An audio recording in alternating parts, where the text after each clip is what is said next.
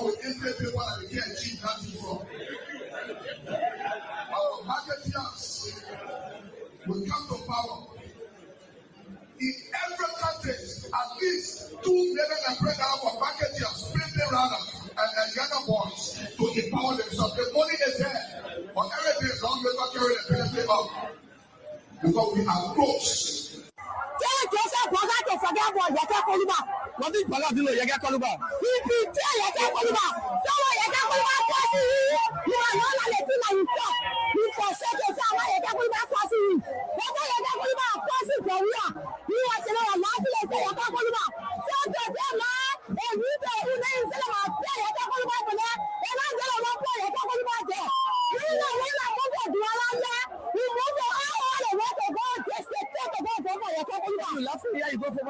Yes.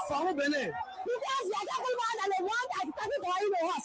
So you are telling to me Yagakulma because a budget. You get to be talking to the president. It's not a good thing. Yes. They're happy. Saying that you, my mother, your mama happy to you. When you are not going to betray Yagakulma or betray the great people in life today. Yagakulma are not coming to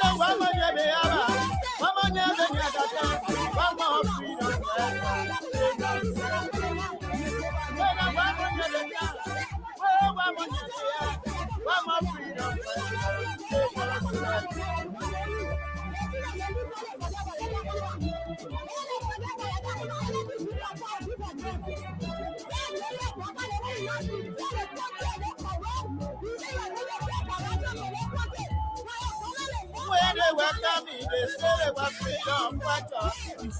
When they welcome me, they say they were liberators. I want to be when they be what kind of people what kind of people? Freedom fighter, you raping our people. Freedom fighter, you killing our children. Freedom fighter, you destroying our country.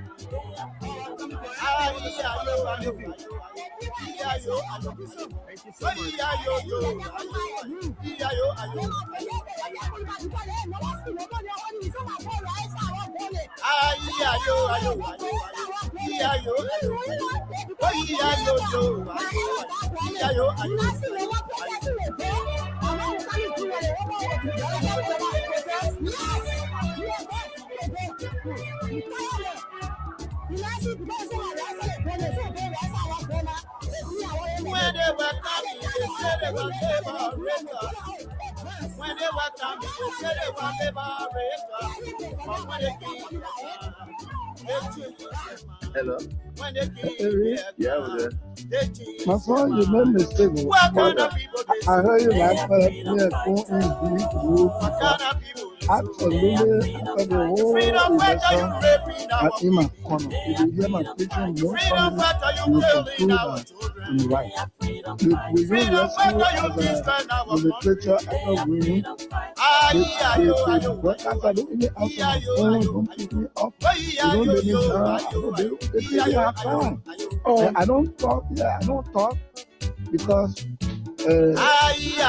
God know why it's happening. And everything I will accept it because our son who is vice president to him from Nimba, the Nimba will not understand the foundation of Britain. The Senate got a type of Britain. When we are vote, the Senate takes a conflict and takes the foot of your family and attack the Supreme Court ruling and the amnesty law and everything. And the position statement for those commissioners who decided from body to where and said the way forward is the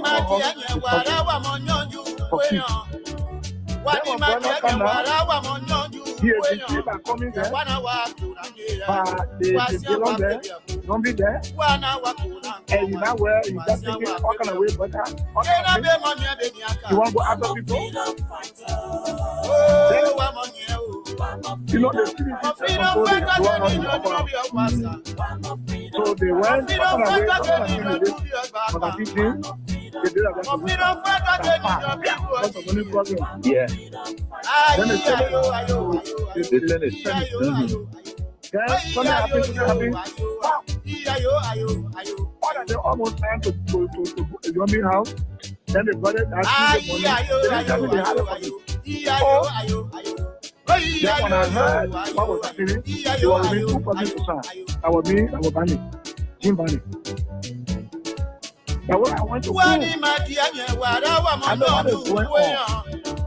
You were there when we had paper, and you were there with our own directors, and we sent the report with all the documents, legal documents, to carry it. Then what happened from the 20th decision for the Supreme Court to be involved in the 2011, and you have nothing wrong with that. You're right. You don't get that. You're right. The other president, we finish a thing for that kind of woman, and he wants to do it. So what is going on with Ekun? Ekun said, one more freedom for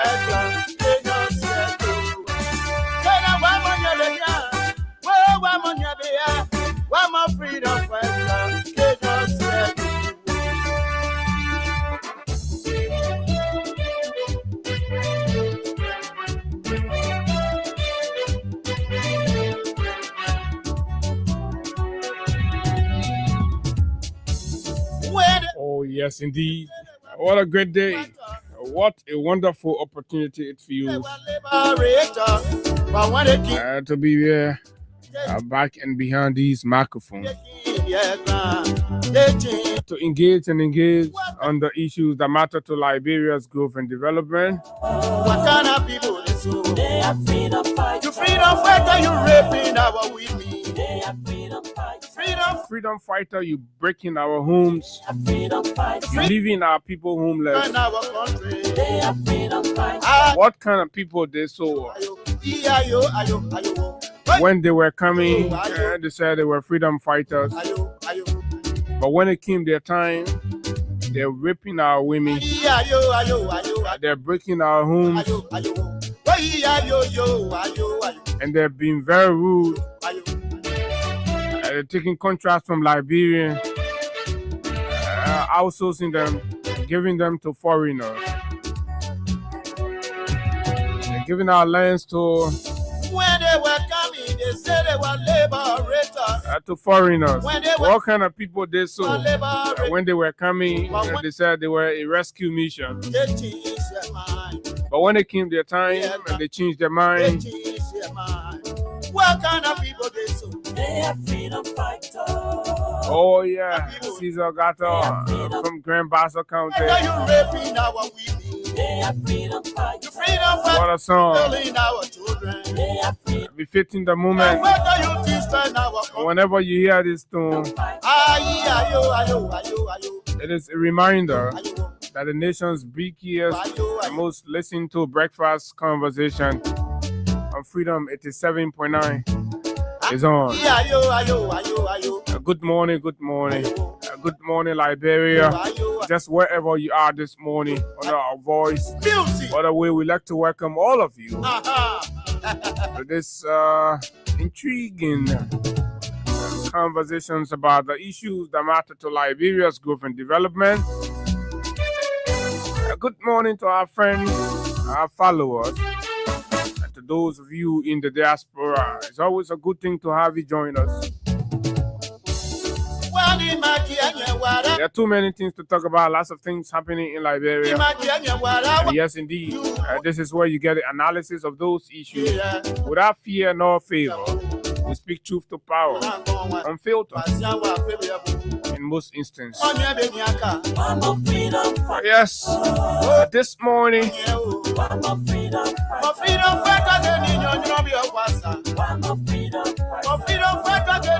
as they are unprecedented, uninterrupted wave of land grab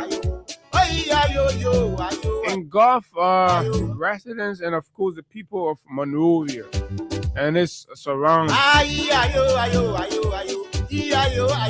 As private individuals from far and near, begun using our court system to lay claim to property long owned and possessed by other Liberians who build themselves, build their family, build their businesses for some 30 years, others 50, more or less. And in the rescue mission, these gains have been reversed as bulldozers, front end loaders, and other heavy duty earth moving equipment have been used to tear homes apart, break businesses down. And when the president is asked about the situation, he shows no empathy. Absolutely no empathy. He gives a rousing and an overwhelming endorsement of these actions. And so we continue to see them from one area to the other, from one community to the next. Music.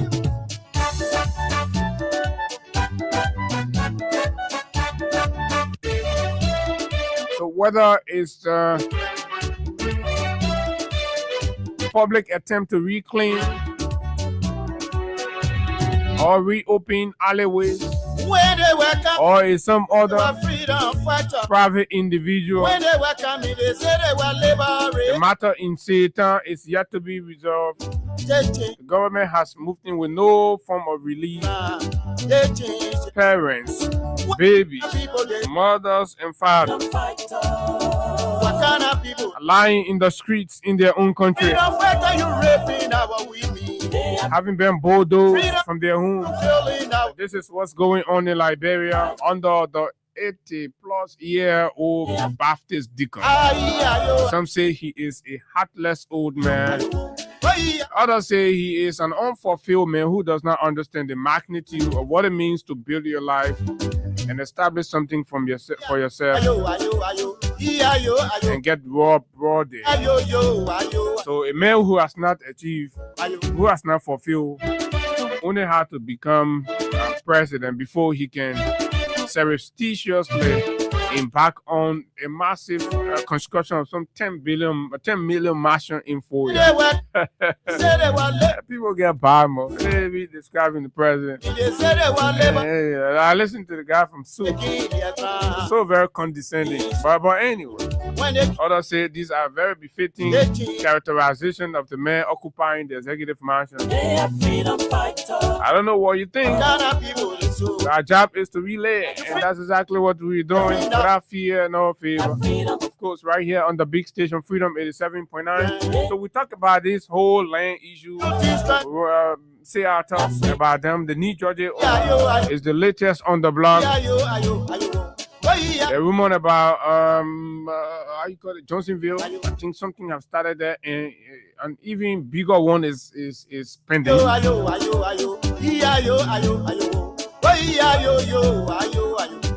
The 540 Peace Island community, something is also smelling around that place. It's gonna go down to the wire.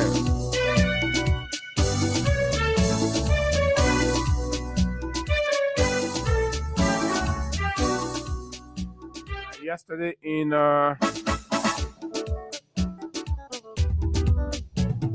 Bond County, health workers were seen on video outraged, angry,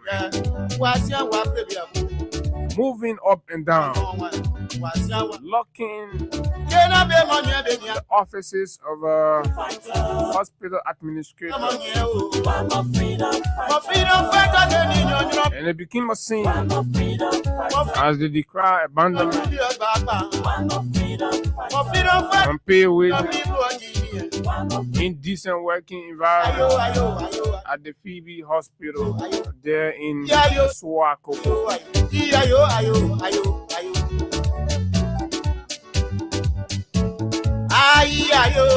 Violence and brutality continue under the watch of the old 80-plus Baptist deacon.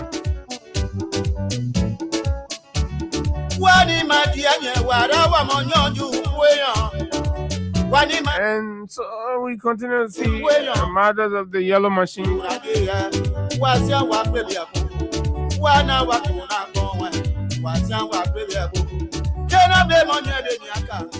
While Ivory Coast, right here near next door, the people of Ivory Coast are preparing to commission what will become the tallest building on the continent. Officials of the Boakai government are wearing yellow coats and dressed in yellow to celebrate a few pieces of yellow machine. Yellow machines with old trucks, refurbished trucks, water trucks, and some Chinese pickups that came through the ports. And somebody said we should celebrate, and if you don't celebrate, that means you're unpatriotic. How can we ever be unpatriotic of asking the hard questions of accountability, transparency in the acquisition process? That of the folks, those who want to call others unpatriotic for asking the hard questions around the yellow machine, are the very people who were lobbying against their government for sanctions, lobbying against aid to come to Liberia. So what is more unpatriotic? We are never on record of campaigning against the country, but these scalawags in power today were here, and the records are clear. They were even prepared to wage war on Liberia. The senior official of this narcissist regime threatening justices in this country, more for example. So how can anybody be more unpatriotic than these idiots in power, thinking that the country belongs to them, and that it all stopped because one old, unfulfilled, passive, weak, dummy old man become president, and so everybody should shut up. Who told you that? We are not going to shut up. Anybody? Who is the man? Who is a Joe Boakai? An unaccomplished, unfulfilled squanderer from Wansonga. My name is Abu, and of course, these are the shape and size of the conversation right here on the big stage, Freedom 87.9. I pump the volume up and let them catch feelings, let them catch more feelings, because we're here to say the truth and nothing but the truth. And they can't do a jing thing to anybody. Look, you got to wake up and stand up in the faces of these idiots and tell them that, look, this country does not belong to them. Not of this old man who was given all of the opportunity and he filled and squandered and stole, and he's living on public land. And he is talking about, oh, God, I'm making new land. You irresponsibly live on public land and born all your children inhabiting an alley and a roundabout, and you sit opening your mouth when your army is moving in to grab people legitimate land from them. You open your mouth, going making new land. Okay, bars of this, and then we come back, we rumble through the issues right here on the big station, Freedom 87.9.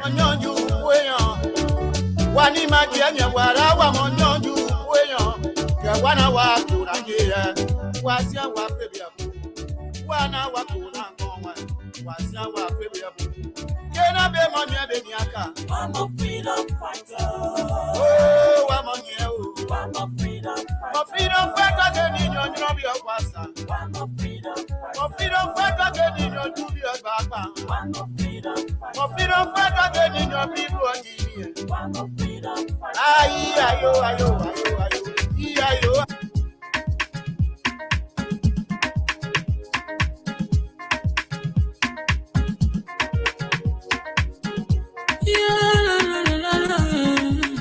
It's about music.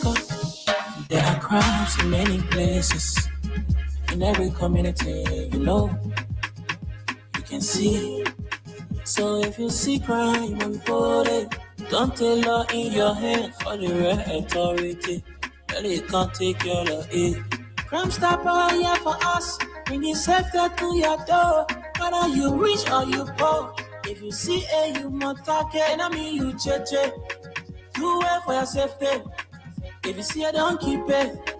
You must call to report it. Crime Stopper, the people bringing safety to your door. Crime Stopper, stopping crime and making peace for them before. Crime Stopper, Liberia, from the center to interior. Crime Stopper, keeping us safe, they're stopping crimes for all of us. Crime Stopper, the people bringing safety to your door. Crime Stopper, stopping crime and making peace for them before. Crime Stopper, Liberia, from the center to interior. Crime Stopper, keeping us safe, they're stopping crimes for all of us. Crime Stopper Liberia is your community crime fighting partner. Don't take the law into your own hands. Remember, if you see a crime, report it. This is a message from your own self, Old Man Sam Cyan. Crime Stopper, the people bringing safety to your door. Crime Stopper, stopping crime and making peace for them before. Crime Stopper, Liberia, from the center to interior. Crime Stopper, keeping us safe, they're stopping crimes for all of us. Crime Stopper, the people bringing safety to your door. Crime Stopper, stopping crime and making peace for them before.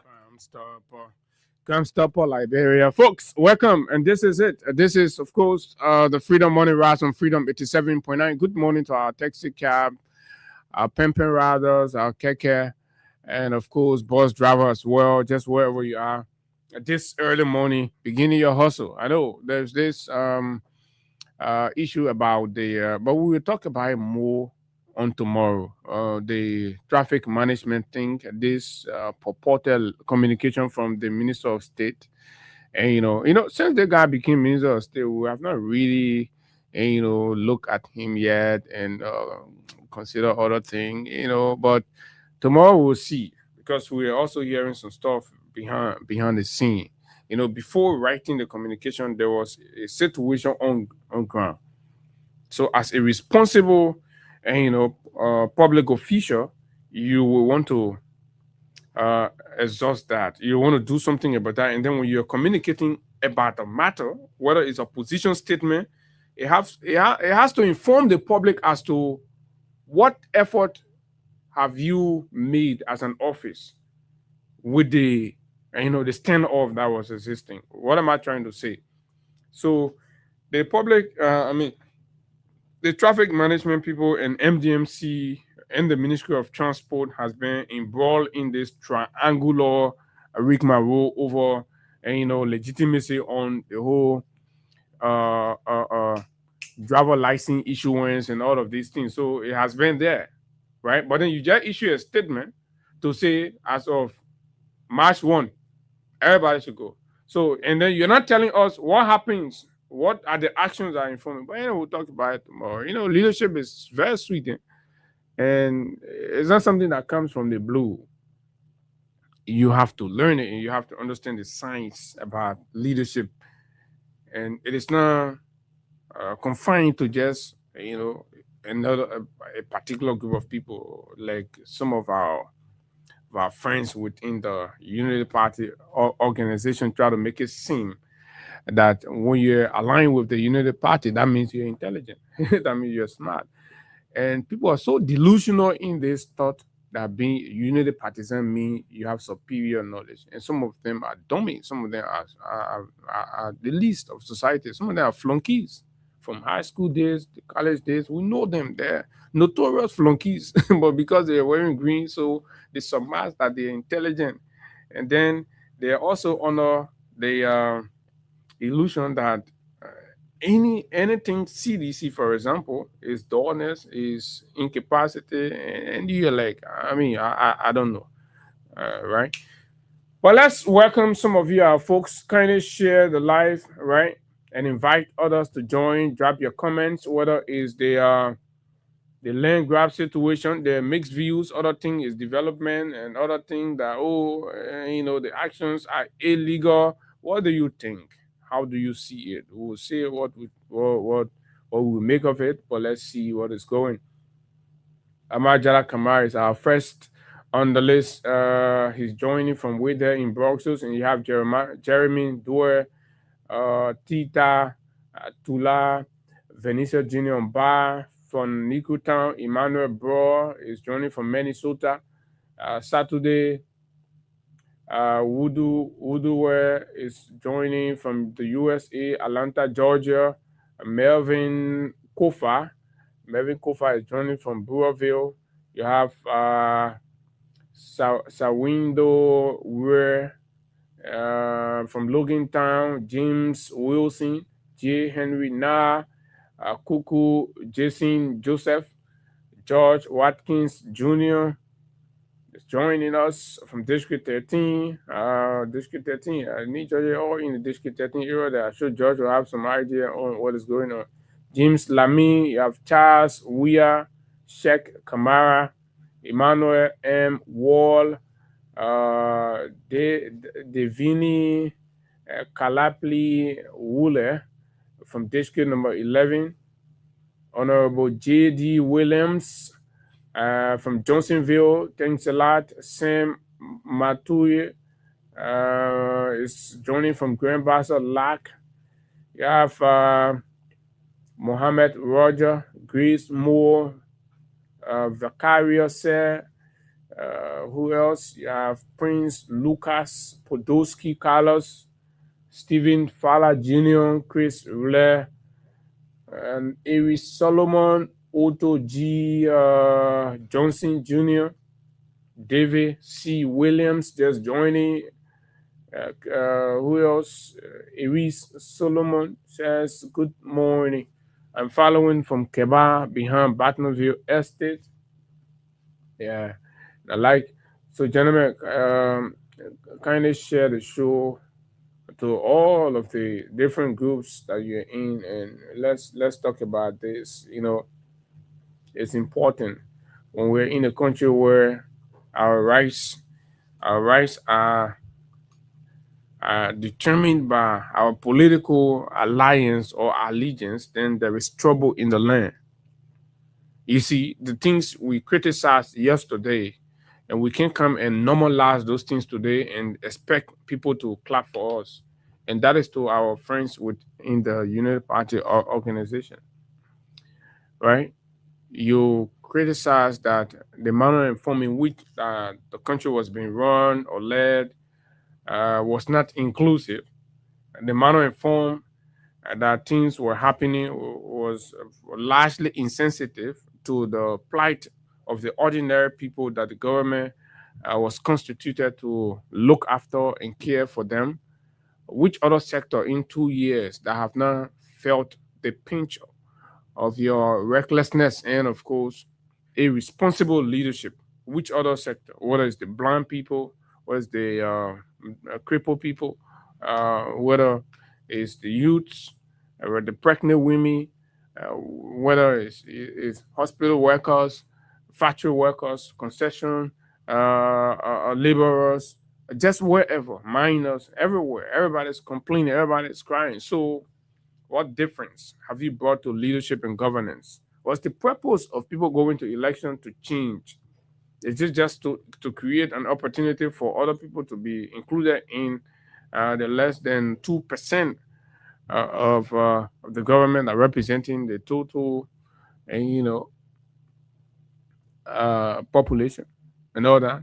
It's just because Mo Ali wanted to be water and sewer head and was tired of begging, as much as he bragged that he was educated, but could not, find himself a decent job anywhere. So he needed to beg to survive, to pay his rent, and he needed to start feeding on minors in the community for other social satisfaction and all of that. So these people, this is how reckless they were, and you made them government in the country. But you expect that automatically things would change. We've always advocated that, look, in rewarding leadership, you should look at people's track record. You should look at them. And we are not going to mince our words in describing what a few of the folks were before now. but yet still you lended them power, and you're disgraced and shamed, so that every little thing you jump up and you think is something that you have to celebrate. The government that promised so much, that said they were going to do a whole lot. You have people crying. The documentaries of human beings dying in the country for hunger, not for any other thing but hunger, right? Since post-war Liberia, I don't know when, we all saw that. Tons of human beings dying in the country because they can't get food to eat. They go to bed hungry, right? Their parents don't have it. One time a day meal is what people having in Liberia. Even that one time meal is not even sufficient. And somebody say, oh, we shouldn't talk about it. You have one man at the Ministry of Agriculture who passes around and talk loosely and provide, an impactful data.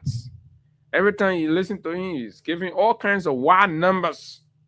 According to them, they have reduced the importation of rice, trying to print a picture as if to say they have invested in domestic rice production, made some inroads in food sufficiency, and that's why the number of dependency on foreign importation has reduced, which is not true, right? We're even importing, according to records, we're importing more rice in the country now than before. So where is the government putting the agriculture money? Where they use, right? You have a minister of agriculture who think it's okay, since they are there now, then it's fine.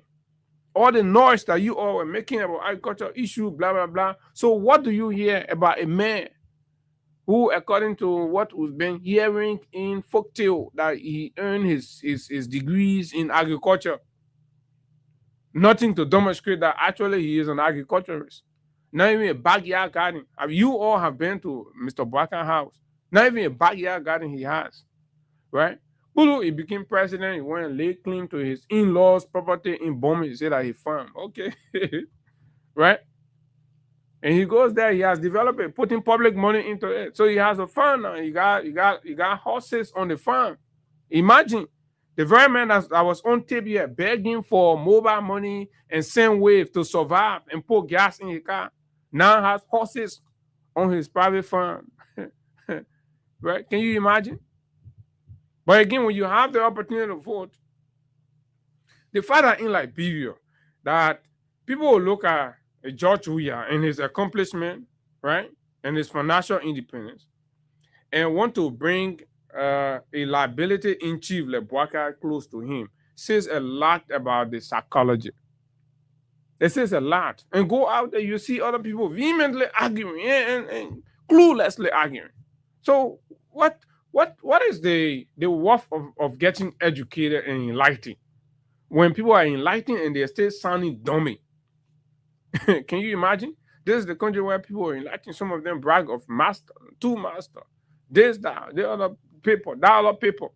But go let a man open his mouth and he ain't talking. Just bring some kind of critical subject and hear the man talking. Completely ordinary. Right? You do not even see the worth and the essence of that education that he or she brags of. And you know that you say, oh yeah, this is it. And these are the fools passing around here, hiding, and they were ready to be saying all kinds of things. UNIPA is a scam organization. We've told you time without number that this is a scam organization. Nothing more, nothing less. That's who they are. We call them out for who they are. And we're not afraid. So let me play something quick on the yellow machine thing, folks. The government say everybody should wear yellow clothes, pass around. The height of mediocrity is what Liberia is experiencing under this old man, unfulfilled old man, right? The height of mediocrity. For the ordinary people who don't know what that is, small-minded and thinking small. The art of thinking small. Say because yellow machine in the country, that everybody should wear yellow clothes. Right? Well, we are also hearing that Bernie Samuka has made some proposals about the salary of those on the yellow machine committee, somewhere around 3 or 4 million. Let me try to verify, right?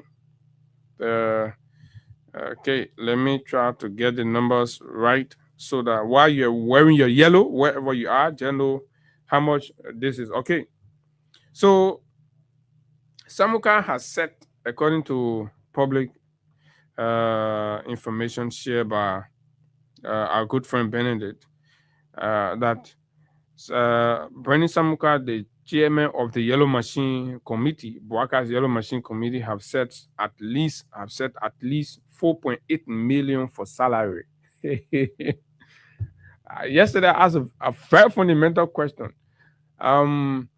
Is the Yellow Machine going to be a relief for the country or a curse to an extent? Because imagine us spending $4.8 million to pay people, right, on the Yellow Machine Committee annually, put all their salaries together, right? The disaggregation will probably come later, but this is the bulk figure of the annual take home, $4.8 million. So, and how many more years? This is 2026, right? 26, 27, 28, 29. That's about 4 years, 4 more years to go, right? So then you do the math to understand how much this is going to cost us. Are we prepared for that? In 4 years, how much is Mr. Bwaka going to spend on the Yellow Machine? So, folks, as you're preparing to wear your yellow to pass around and declare a public holiday for 1 week, right? So 4.8 million times 4 years for their salaries, the fuel and other maintenance costs not there yet on the Yellow Machine. So just in salary for the next 4 years, Mr. Bwaka and his cronies will consume $19.2 million from Liberia for the Yellow Machine. So then we ask, why couldn't Mr. Bwaka send the Yellow Machine to the Ministry of Public Works directly, where people are already hired, they're being paid, they have engineers, all of them, right? Just send a script to them. But no, that's not their interest. Their interest is to squander, to steal from the country, and all of them should get it. And that's how they're including people. The other person, oh, my man, it's all the government at time to eat, right? George Moba, this other person reaching out, right? You listen to Yeke Koluba recently, that Yomli been calling him that he should go and meet the pape, they all suffer for the thing here, and then that they're time to eat, blah, blah, blah. This is what, I wasn't the one that said it, right? I think I can get the Yeke Koluba voice so that you hear it for yourself. What does that say to you about the intention of the rescue mission? It's not to rescue you. Stop living under that cloud of deception or delusion that these people are here to rescue you, that they're going to do anything, right? When you should be taking the $4 million to invest in the healthcare annually, you're taking that one to pay Bernie Samuka and other people. Bernie Samuka for 12 years who failed to the extent that he couldn't even spare army people saving. Army people, your man, your pa, your brother, they're suffering in the army. They lay money, say you're taking from our salary, you'll be keeping it so they will retire, we'll get something. Bernie Samuka went there, he licked it. That the man Bwaka bring and pour over Yellow Machine. So the whole Yellow Machine thing. Okay. Let's listen to a perspective from Unity Party, McLean Rwanda. They self-styled activist, a rescue activist. McLean Rwanda. This is what McLean said in all of his fanaticism, his sycophancy, and all of that he's been parading the place and heaping praises on failures and substituting failure for progress and all of those to justify, the proximity and whatever comes that he receives from these scholar rats in public office. This is what the young man thought. For once, he started to think beyond the obvious and said, look, at the end of the day, you bring these machines in that the likes of Bernie Samuka and people going to be, making money. We're talking about $4.8 million that are going the salary with us. With some that money come to you, you wearing yellow passing around. Struggling to pay the rentage on a daily basis. Listen, I cannot celebrate. These are the issues. Why should we celebrate the Yellow Machine? On a daily basis for us. So hard. I think one of them, more than I guess sense. The other poor stupid. Instead passing the pool water that enter their brain. Over the weekend, they stay in their brain. The other man, pool water, go down small in their small sense. Yellow machine that have come into the country. Oh yes, it's good. Nobody say yellow machine are bad thing, but the whole I have problem with the atmosphere, the arrangements, and all of that. I think this is not what the country should be doing. 10 out of the 15 counties where I see very youth struggling to eat every day, struggling. Other people can eat what they want. They still be doing psychophancy. Rentage on a daily basis. Okay. I cannot celebrate. No, is it? I can. I cannot celebrate. Is it true or lie? The young people that you see heaping praises and doing all of that for $50, $20. As soon as open the phone lines, this guy they begin from Peace Island will call, right? And these are young people. They find that you got to beg somebody to pay your rent. Tells you that your life is not in a good shape. And this is the common thing among the youth in Liberia. Passing around school fee, transportation, scratch card, data, and medical, horse rent. The youth in their Jones are still begging for those things in their own country.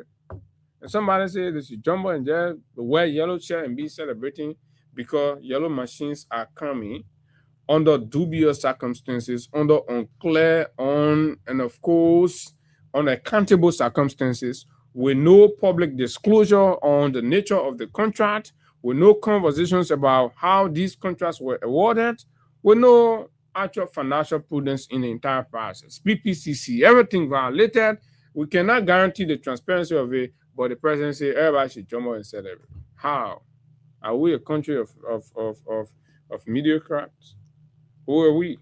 We should ask the hard question. I cannot celebrate.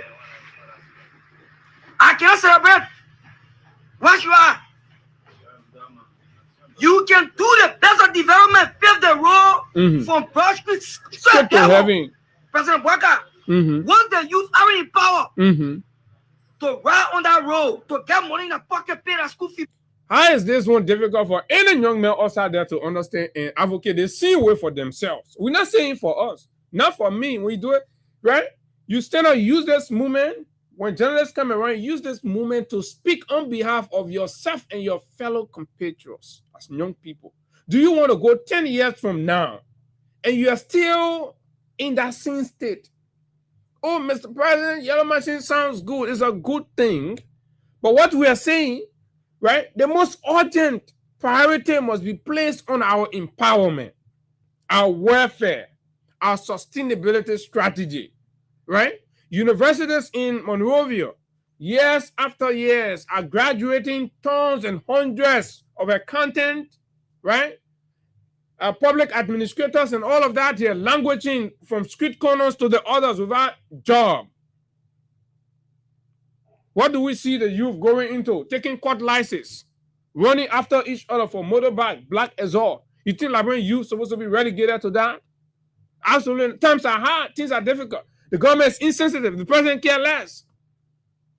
And heartless, very heartless old man doesn't put his focus on the issues that really matter. You think he cares? Absolutely not. Really, I mean, look at the old man, man. The old man look to you like somebody who really cares about what you're going through. Pay the rent. A fall for the mothers and fathers that depend on them. You don't do nothing. No, nothing. Why must I celebrate? Why? So, at long last, Michael Reiner slapped his own advocacies of the past in the face that, oh, the rescue doing what the fact that he come to agree with all of us that everything the government doing is not addressing the real issues that the Liberian people elected them for. They're not creating jobs, right? They're not building capacity, right? Of course, they're not regulating prices and what have you. If you look at the people that are celebrating the yellow machine now are people who are working. They have fuck salary taking pay on a monthly basis. Okay, isn't that true?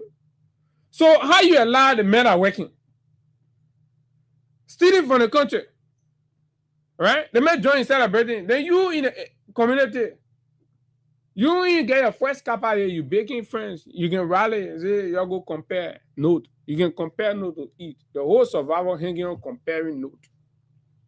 Anytime you buy around, you're looking nicely dressed. At the end of the day, you got to beg somebody for carpet to go back home. Right? Then you see men that are sitting in the air conditioned office talking. You see cover pastor without begging for liquor to drink on me right here on Broad Street. Celebrating. Then you drunk. Then you say you celebrating too. Right? Do we really need it? Must we ignore the real issues and just be seen as and just be seen as, you know? Vast majority of you compared to the 3.7 million, you don't have nothing to do. We are staying here. We are staying. They say we celebrate to be happy. What will we be happy for? For what? Yeah, listen. What do we be happy for? It doesn't matter. You men can tolerate. Then what about you now? Talk man. They're the same. You know what? Even we are broad machine here. Ellen broad machine. But they say give me the power. It's not a big mansion. And all of that fuck. Get out of the youth in this country. They say you everybody must wear yellow clothes in the country. We fought 14 years war yet. They're the same. You know how you go put that all year. Ellen, they're the same. So we are the same. You black guy, you want to do the same, Mr. President? You want to abandon the youth? What a job you take Brandon Samuka, who have worked all of their life in government, putting on a steering committee to head Yellow Machine? What? No. Is that the rescue that we voted for? Is that the rescue that we share blood for? In public glad, is that a rescue? No, it's a contradiction. Brandon Samuka, it's a contradiction. Why can't be McLean to be appointed as a head to steer that steering committee? Why can't be me? Why can't be me? Yeah, you're taking all criminals and putting them in places. Why the young people suffering? The young people are behind you for rescue and opportunity. Yeah, abandoning they unfulfilled. I could be poor other people. I can't be Brandon Samuka. After one fight, I baffled over the idea why you have the public work whose responsibility is to carry on development all through the country, but not empowering the public work. But you forming a different steering committee that will leech on the Liberian people taxpayer money. Wow. $4.8 million annually. Just imagine. Liberian youth are still living in a state of destitution and poverty. I have rescued them.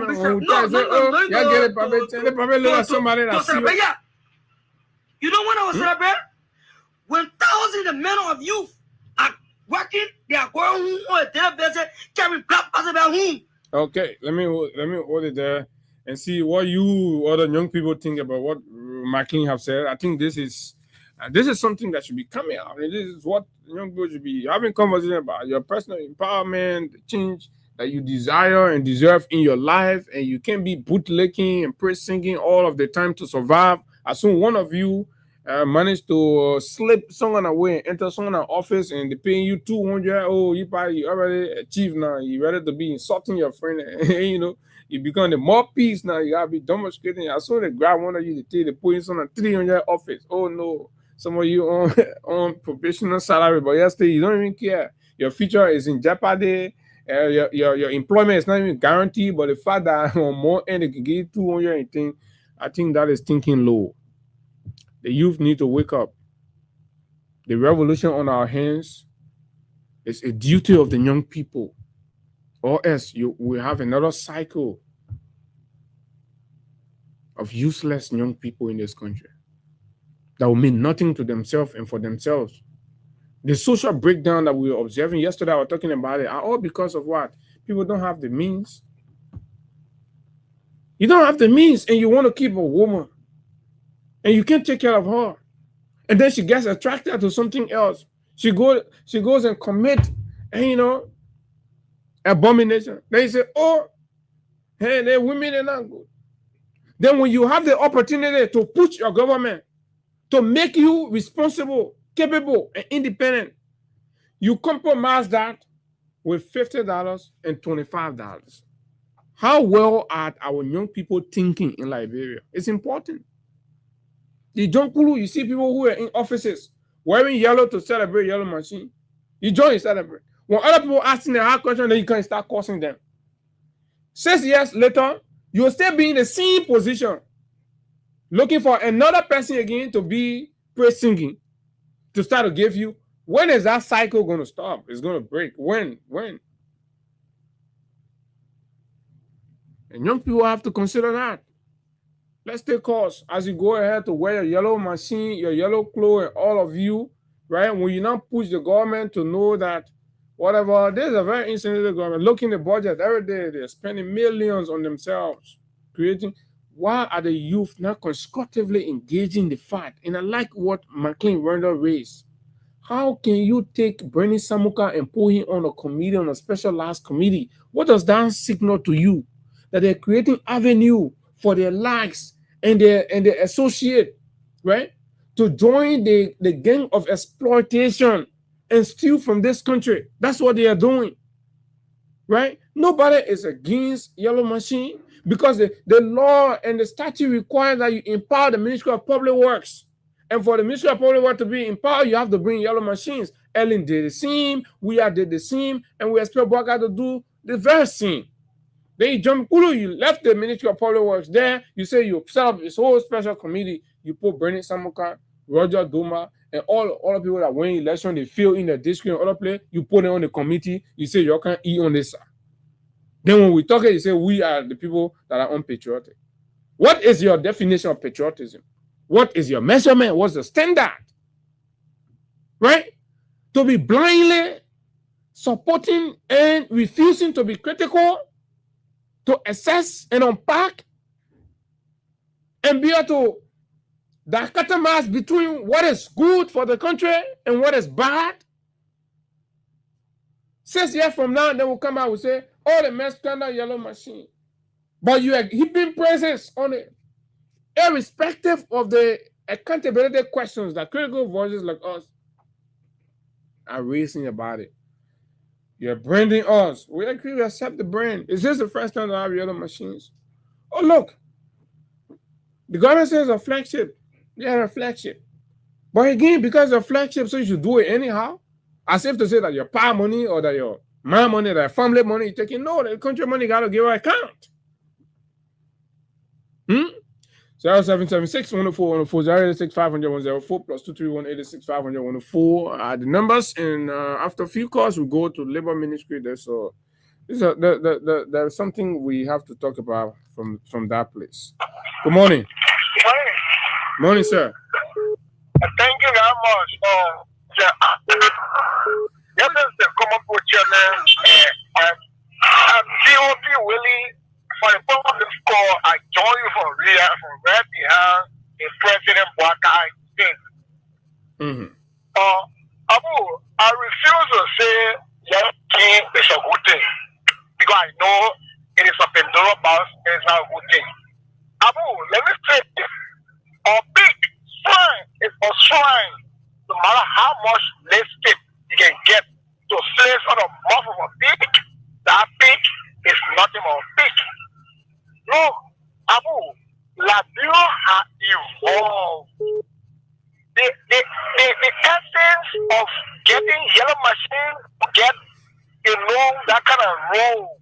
That is long gone.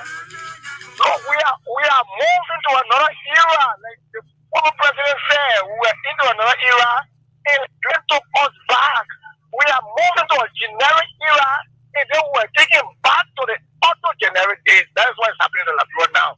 And because of our mediocratic nature, these people who are suffering from Alzheimer, look, Alzheimer is something or brain defect or quality impairment problem.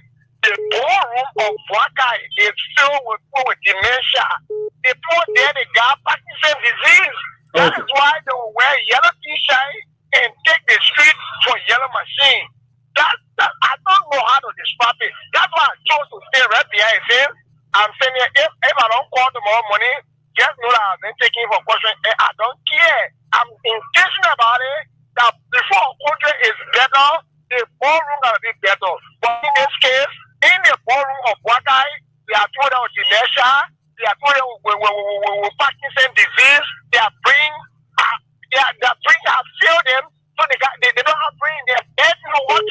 Okay, you don't have brains. Let's hear you. Good morning. Good morning, Abu. Good morning. Abu, this is Washington Swoop, and I come from Gainesville. Go ahead. This government don't mean well for it. The thing that I said, bringing yellow machine is yellow machine is that quota. If we yellow machine meaning that we are finished developing, we bring getting quota or what? Yellow machine pour medicine in the hospital. Yeah, I'm telling you. Yellow machine pour the price down. Protesting, no service. Get the hospital. That yellow machine will solve that, and then you take the responsibility of public way and give it to bring some gas. Just for him to make money from the government. Then what the problem we're here for? What do we have problem? You have public work. The government they just projecting to see that they just need to see nothing else. What we set up committee? See Phoebe Hospital. See the mattresses in Phoebe Hospital. Dirty, dilapidated, filled. All the other machines are made. They all have any committee for them. They are just a bunch of criminals, man. Okay, a bunch of criminals. Good morning. Good morning. No day. So just leave day up to now. Mama, I'll let you go. Nobody set up special committee to steal and say that yellow machine committee. Good morning. Go ahead. Good morning, child. Let's hear you. We're fine. That's also more calling from the Brazil Bell. Mm-hmm. This yellow machine will going to put food on the table of the people. But these guys are increased in medical treatment all over the country. When a woman is pregnant this time, she will not develop herself because she will go through operation. All these things they are looking at eating. All of them they are setting yellow machine. Only thing where I can follow every blessed they want to. In some people in the street to conduct interview, they beat them up when never population. But when you conduct the opinion on his screens, what happened there is that in population high. All right, thank you very much. So this one coming in says the aid to Boakai has got a fire somewhere in the Pinsville area there. Terrence Woods. He's the aide to Mr. Boakai. Good morning. Abu, good morning. Good morning. Abu, my name is Ishmael Kamara, and I call this morning from Pinsville. So let me appreciate you for the program this morning, Abu. But you know, one thing I'm sensing is that the Labour Party supporters actually currently are the most insensitive what people are seeing in my lifetime in our country. I think we have to be able to look in our faces and engage them intellectually. You cannot tell me for God's sake that the machine that is being most talked about in the country have arrived in the country yet.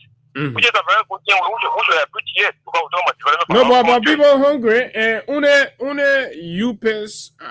Officials in the government seem to be celebrating. The ordinary people out there in the street yesterday are all in the streets, and nobody's talking about it. Only them.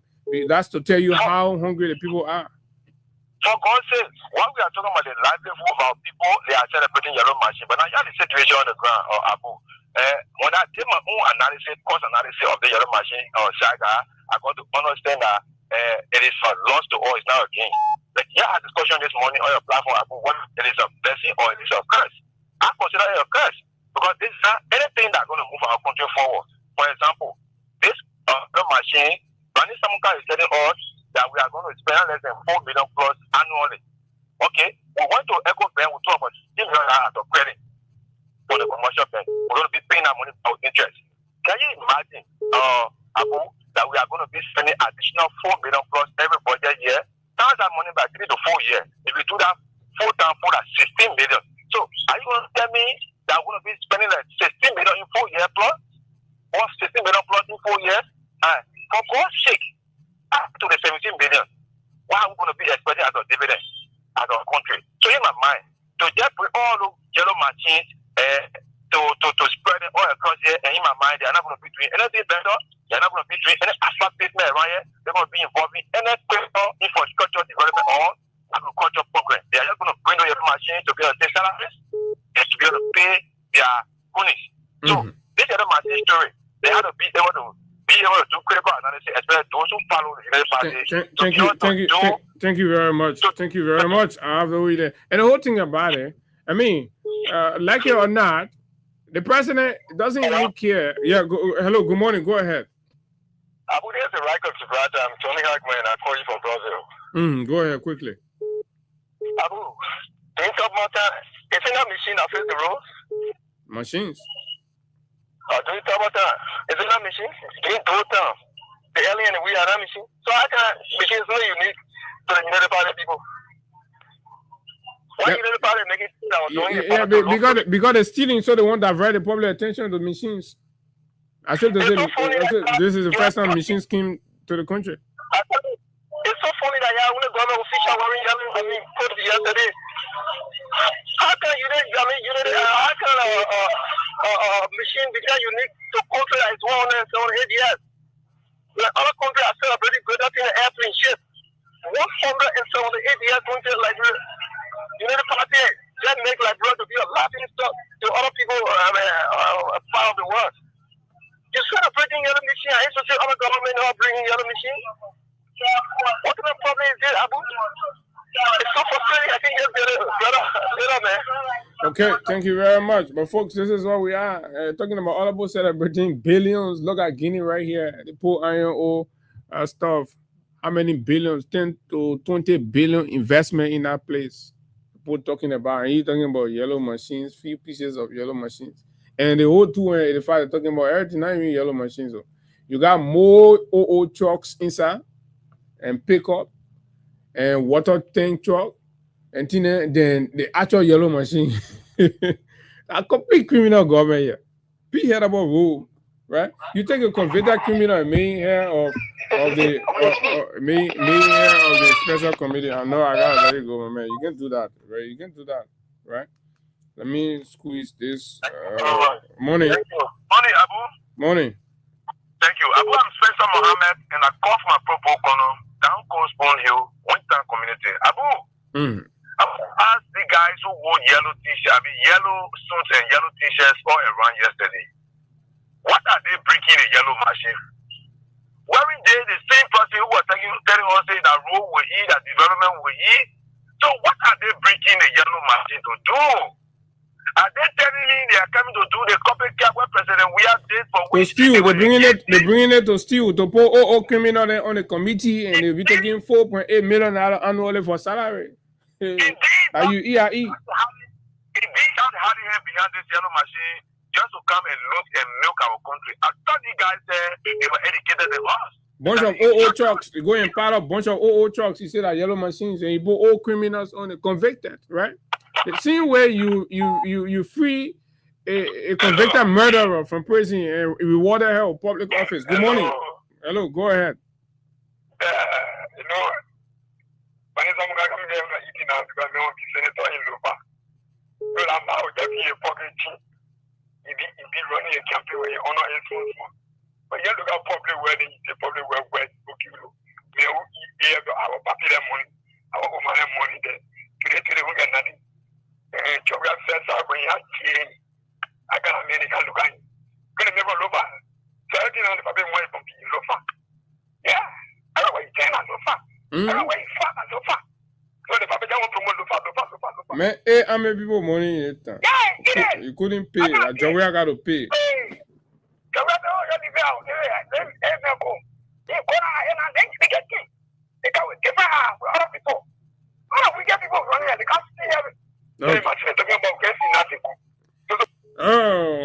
Sorry, thank you very much. But this is it.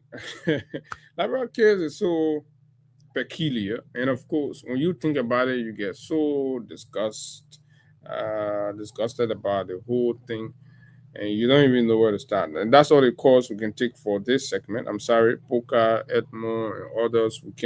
We have to move to something else quickly. You know, I want to talk about this demolition thing, but let me spend some time on the Ministry of Labor.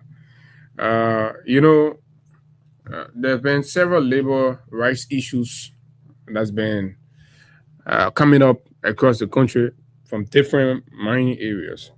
Being the voice of the people, we have always availed ourselves to elevating the cries of the Liberian people. And for the past 2-3 weeks or even a month, whether from Grand Bassa, from Grand Cape Mount, from Nimba, and of course, Bon County, MNG Go, and other places, just over the weekend, you had the women, right, from a nearby village around MNG Go operation that were protesting as well, right? That were protesting in the local vernacular. So that's to tell you the height of concessional abandonment and neglect, and of course, irresponsible labor abuses that's going on, and of course, the institutions established by law to be able to ensure that the right things are done at these concession areas have turned its back and compromised the interests of the Liberian people. A special case with something in Grand Bassa where they say the labor commissioner, in fact, the labor commissioner doesn't visit, and his assigned areas, sits in Buchanan, and then collects allegedly envelope from the different companies there that are exploiting Liberians, and never goes there to inspect and ensure that safety and other issues are provided. And then when we take it up, you have a compromised idiot who sits in the office there and spew out gibberish to a platform hired by the government to misrepresent, misinform, and disinform the public, right? To protect whatever salary and whatever that he's getting from there. So there is this paper, say the Labor Journal, and the managing editor is one E. Frederick Bay. E. Frederick Bay is the managing editor of the Labor Journal, and he wrote an article in the paper branding and castigating Freedom FM and calling all sorts of names to satisfy his masters, right? But mind you, this man is running a newspaper, right? That's supposed to be independent, right? But this man is actually running a propaganda machinery for the Ministry of Labor. So he uses this paper to bamboozle and, of course, mislead sector actors. So people will go for this paper to read and say, oh, the labor, because it's concentrated on labor issues. And when you read, the narrative captured in this paper is absolutely contrary to the realities on the ground, because the Ministry of Labor has hired this man, and he works in the ministry as an assistant director for communication. He says there, right? That's conflict of interest, right? The man running the paper, and then I seen that man in the office. But beyond that, the man is in the office, right? The man is in that office as assistant communication director, and he is managing editor of the Labor Journal. He uses government internet, he uses government time, government resources to publish a PR journal.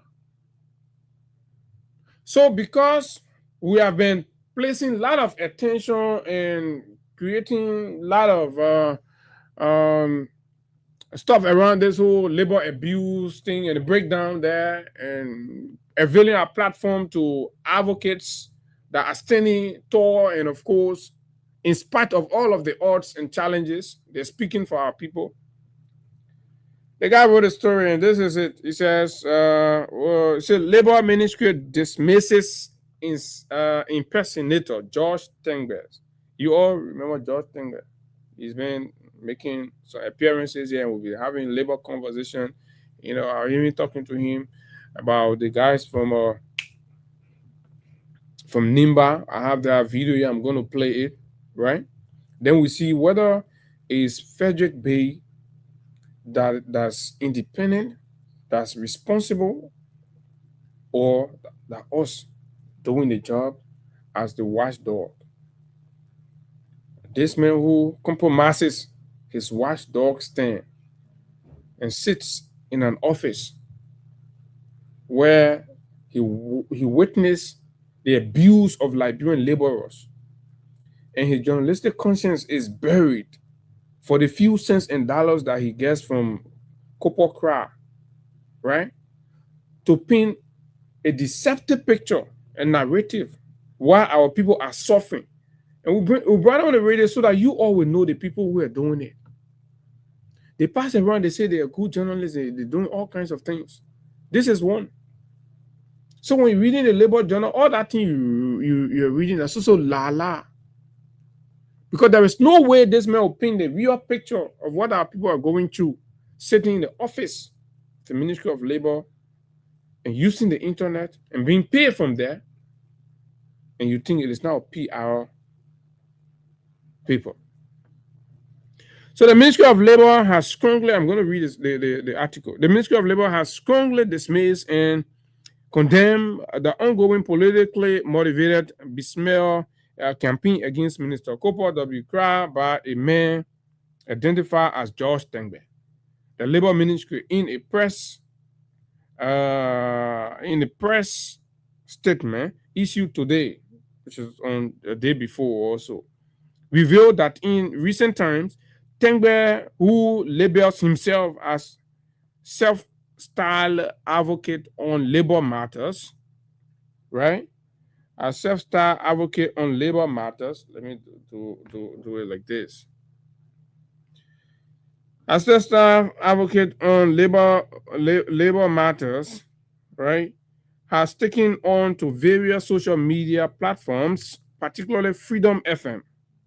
This is a journalism, right?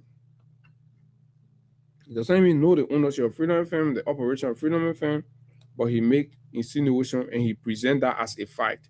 But that man is supposed to be a responsible journalist, somebody that will take serious. And he said that, like what I said from the get-go, people think when they're associated with Unity Party, that means they're smart. That means, everything, a bunch of stupid idiots piling themselves up and misleading themselves.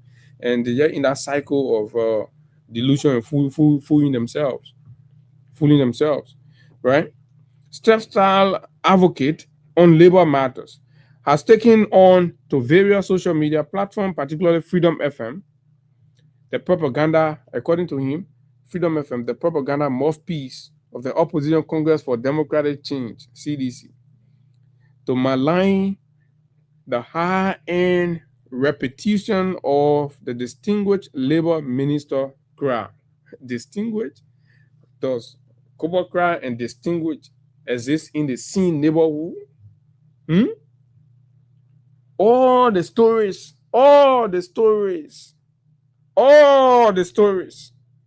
that we know that are available, that can be referenced and pulled out about Corporal Kra, does they communicate a distinguished character or a distinguished public servant? The records are available, they're new. But this man calls Corporal Kra a distinguished man because Corporal Kra hires him and pay his mouth to say gibberish in his defense and confuse that to be truth. He's a praise singer, right? Frederick. That's who this Frederick fellow is. So it's stress. The Labor Ministry Deputy Spokesman explained that upon the ascendancy of Minister Kra at the Labor Ministry, Tengbe sought an audience with the minister in for appointment. I mean, he's trying to say that he's trying to blame this advocate that's standing there and exposing everything that George Tengbe have said happening. Everything can be verified and proven. If to say the man concocting lies, you say, oh, the man lying on the minister. When the man say workers in Grand Bassa County are sleeping outside and they're drinking from boreholes, dirty water, their employers cannot provide the basic incentive that they promise the people, right? As a ministry, you should be interested in going in, ascertaining, and of course, mediating to resolve that and ensure that there is decency attached to the laborers. No, but you don't kulu. You take your man, you pay him some money to write nonsense. And you see what's happening in the country? The message the African workers in the country, the ministry and the minister has connived to dismiss, enter a cahoots with foreign firms to dismiss these people simply because they stood up saying that, oh, we are working, no benefit.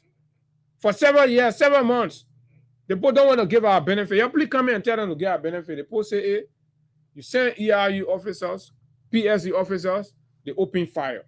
Let me play. Then you know, Frederick and us, who is the propaganda machine? Frederick and Freedom FM, for example. You watch this thing in Liberia, in the labor sector.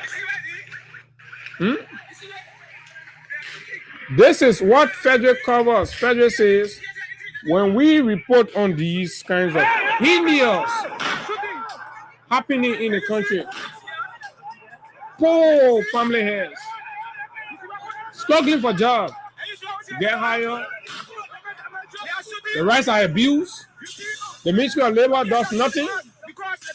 And when we talk about that, you have useless people sitting in some offices and be writing nonsense, and they say the managing editor. They are shooting us. I think you see the smoke. They are shooting us.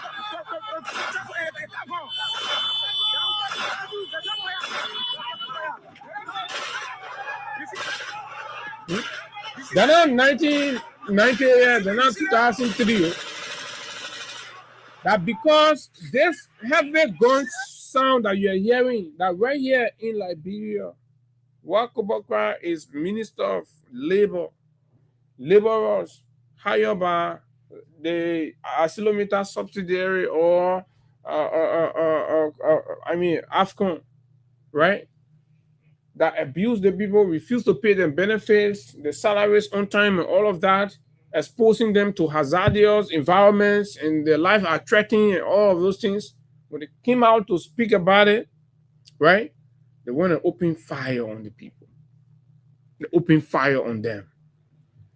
This deputy communication man has not issued a statement, right? A statement recognizing the violations of those Liberians' rights. But this man is outraged that there are advocates condemning the action, right? Condemning the action and calling it out. And of course, blackmailing our institution simply because we are serving our actual purpose of a gatekeeper, a voice for the voiceless. And this man who is hired in the ministry writes his paper and says all sort of things. Listen. So you see what they try to do?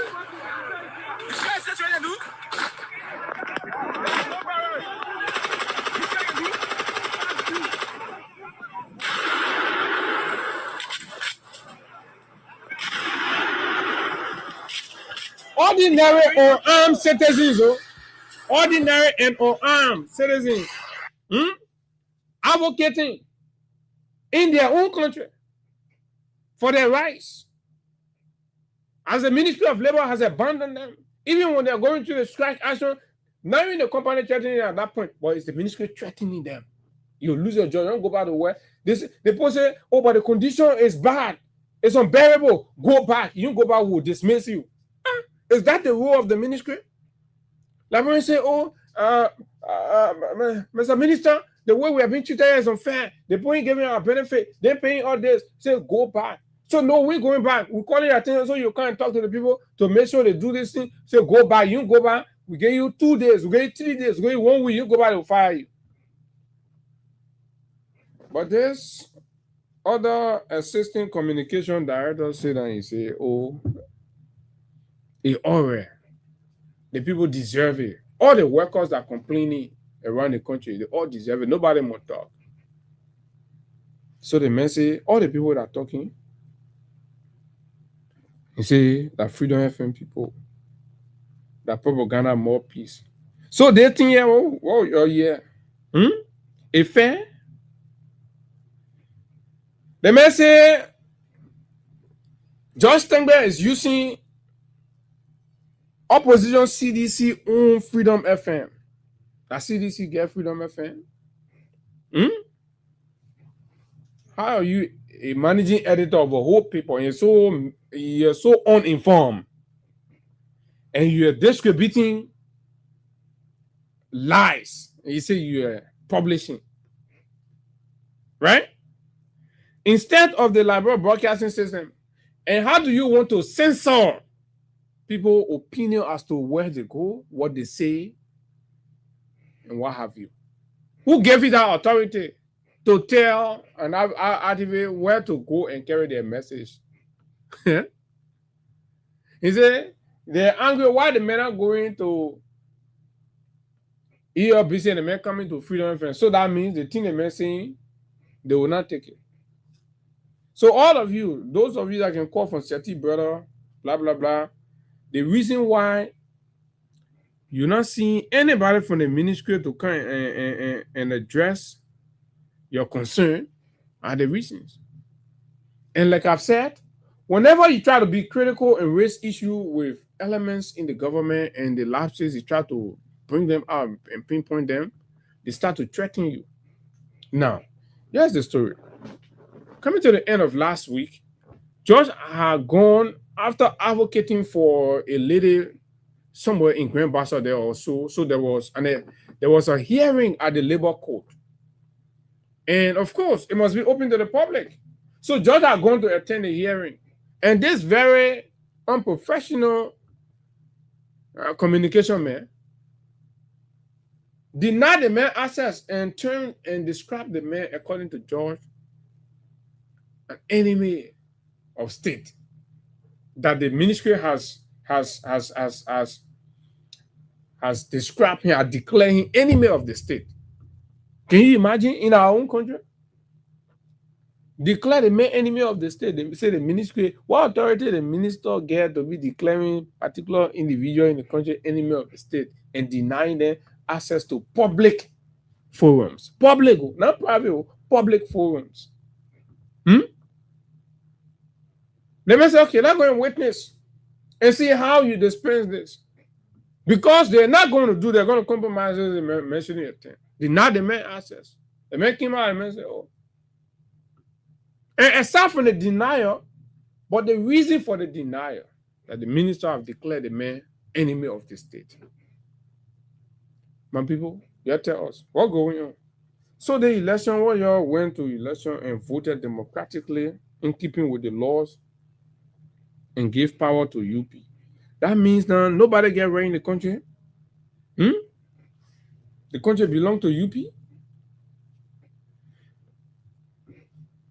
You tell us, engage Tengbe. So is that the release further stressed that Minister Kura's refusal to personally engage Tengbe was based on Tengbe's past proven track records of impersonating as a labor expert and extorting funds from deprived job seekers at several investment employment or conglomerates. This is baseless, unfounded. No laborer have ever written anywhere to say, oh, this judgment I can be talking for or advocating for or pleading for us. He charged us this amount to talk.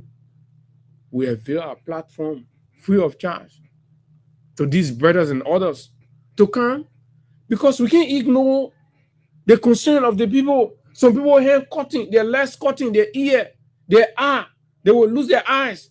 Are these unsafe, unprotected workplaces when you have labor inspectors that do not even go to these scenes? They compromise. So they're individuals are standing up and talking for the people. And what do? You start to call them names. Look at the video that's circulating with that immigration officer. We don't even know whether he's actually an immigration officer or he's somebody impersonating. Because what did we see around Baton Rouge Junction? 3 other guys impersonating as AFL officers, wore AFL uniform. Who gave these people those uniforms? The state has turned criminal. The state has turned gangster. 3, hijacking motorbike, they had to be arrested. Citizens arrest before the police came and picked them up. These things are happening one after the other. Augustine was slapped by a man wearing LRS uniform who was trying to interrogate a Chinese businessman at a local hotel somewhere in Monrovia. And then the general went to inquire. The moment the man introduces himself, the guy left the Chinese fellow and came and slapped the guy in the face. Brutality everywhere. The same thing. George Stenger had gone to the ministry to go and witness a labor hearing in the labor court. And this guy, right, violently engaged the man and denied the man access, as if to say that ministry for corporate crime. These are the things happening in the country that we need to talk about. They both feel they can suppress everything. So do not take the labor journal serious. It's a propaganda machinery of the government, the Ministry of Labor to be specific. The stories that are there are paid for. The stories that are there are compromised. The stories that are there are misinformation, disinformation, far-fetched, and represent only the view and opinion of the Minister of Public Works. That's not how a newspaper is supposed to operate. That's not how an independent media is supposed to operate, right? Ignoring the plight of the common people, right? And serving as a catalyst to shield duty bearer from their duties and responsibility. What kind of journalist is that? What kind of media operation is that? Shielding duty bearers in the face and midst of flagrant violations and abuse of rights in the sector and abandonment on duty? What purpose is there of a Ministry of Labor that does not cater to the welfare of workers in the country?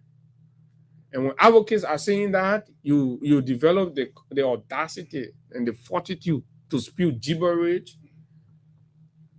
and defame the high-end repetition of independent voices, people who refuse to be bootlickers like yourself, people who are challenging and, of course, defying the odds and standing tall.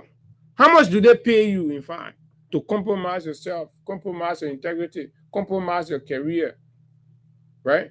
And publish a fake, undercover, government-sanctioned, sponsored PR journal? How much do they pay you? So we expose these papers as we keep seeing them. Don't take them seriously. They are lying. Go and get a copy and see the nonsense.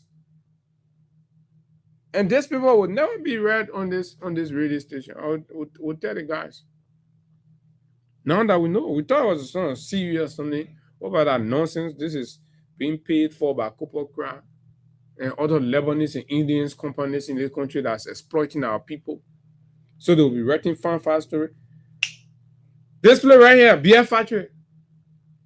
In the paper, he said nothing about the protests that beer factory workers are having, the resolution and things that are happening for the Liberian people. You can't read beer factory expand operation and expand abuse of the people, of the workers. What about the workers concerned? How can the labor journal is not even highlighting that? Is that what a labor journal is supposed to be for? Pressing, taking money from company operators, businesses, and writing nonsense, painting a picture that does not exist when your fellow Liberians are crying daily, when they're losing their arms, their legs, their eyes, their ears, to dangerous, hazardous working environments that your inspectors have abandoned. And you say nothing, you write nothing as a journalist, and your conscience, you think you can go free with that? the Afghan crisis, the gunshots, the terror, the horror, the psychological disturbance, the injuries. The Labor Journal did not report on any of that. The Labor Journal communicate praises, extols a minister who sits over a sector that's breaking down, that's not holding on anything, that nothing seems to be happening.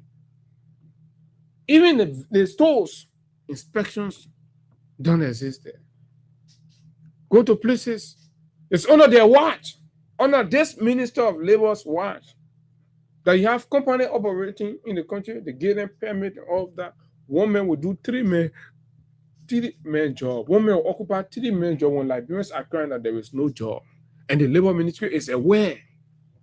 A Labor Ministry that cannot provide statistics on the job creation in the country. And the president had to go lie and mislead the people.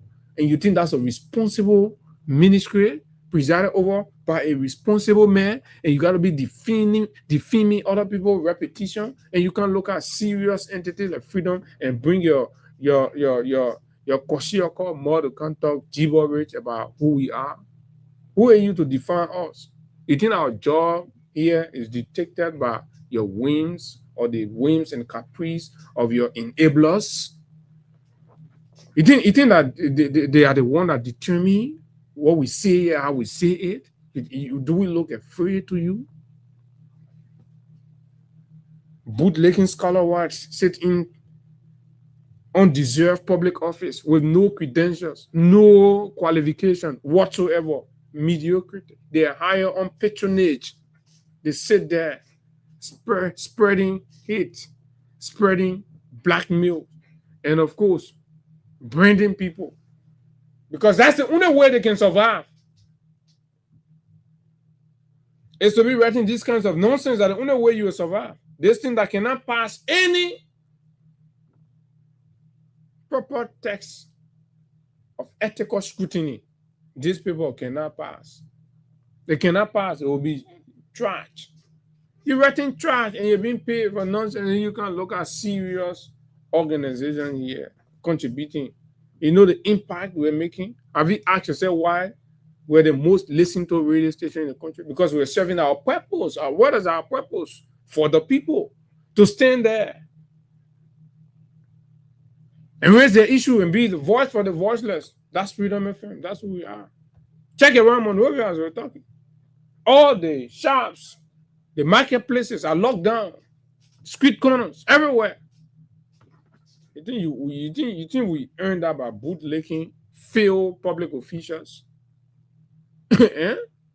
You think we earned that by compromising critical stance?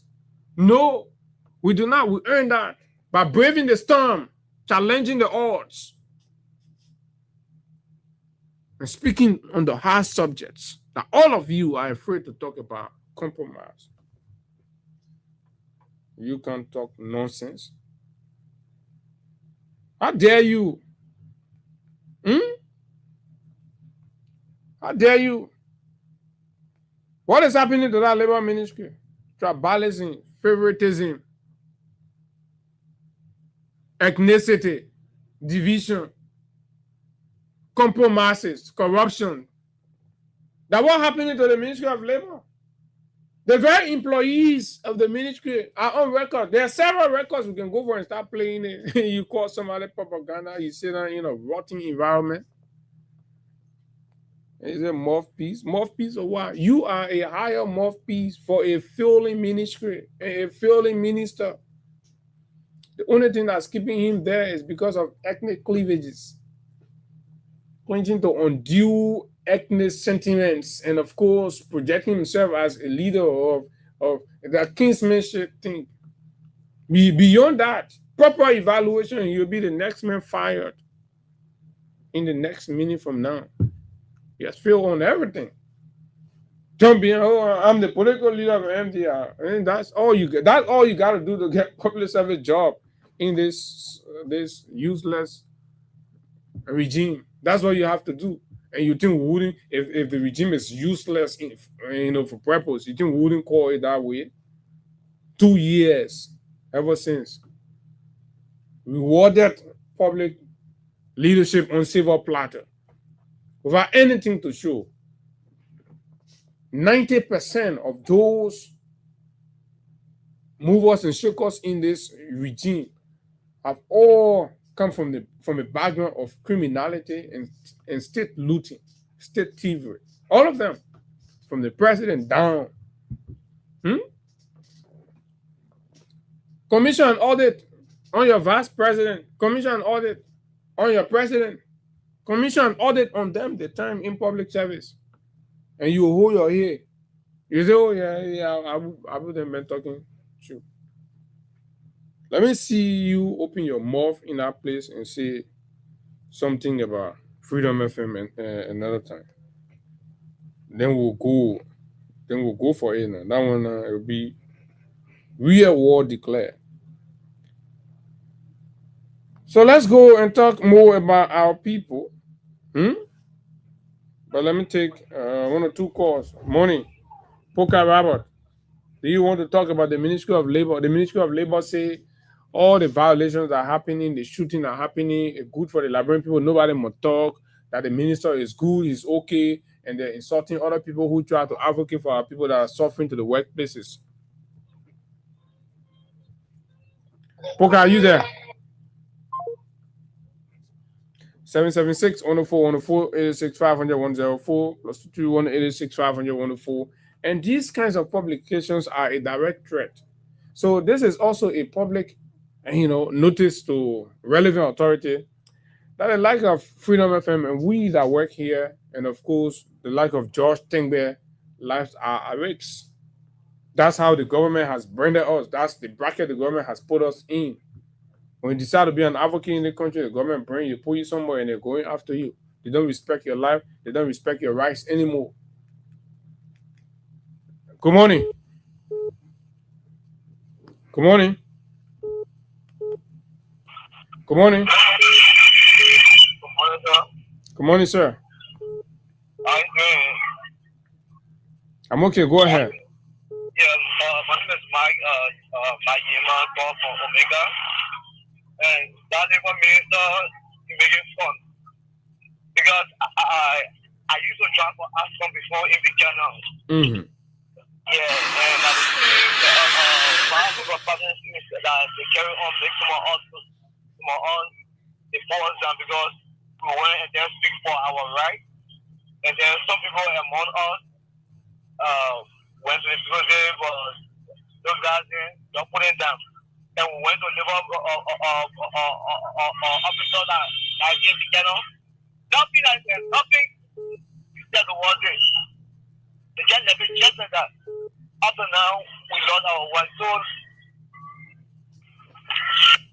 Okay, so those are the issues. So Frederick should come be talking about that one. Good morning. Go ahead. Let's hear your issues. Yeah, good morning. I'm constrained to call because it baffles me. Anyway, my name is Namwe, calling from Keba, District 11. Sincerely speaking, the Labour Minister is not doing well with this government. But some of all, we keep saying that this government has validated our thought. I know that this government cannot do anything. That Labour Minister will just be there because of ethnicity. Because he sees that he come from an area where he have a large population of people, then the government will buy into things because they want to be re-elected. But in law, they want to never can vote for the government, but turn to the next state, they will not win election. The only thing I should tell my people, the only thing I will tell the Liberian people, turn to the land, they should not vote with anger before we can hear that valuable. They should take the time to make that decision. Okay, thank you very much. Thank you very much. That's a good one. Good morning.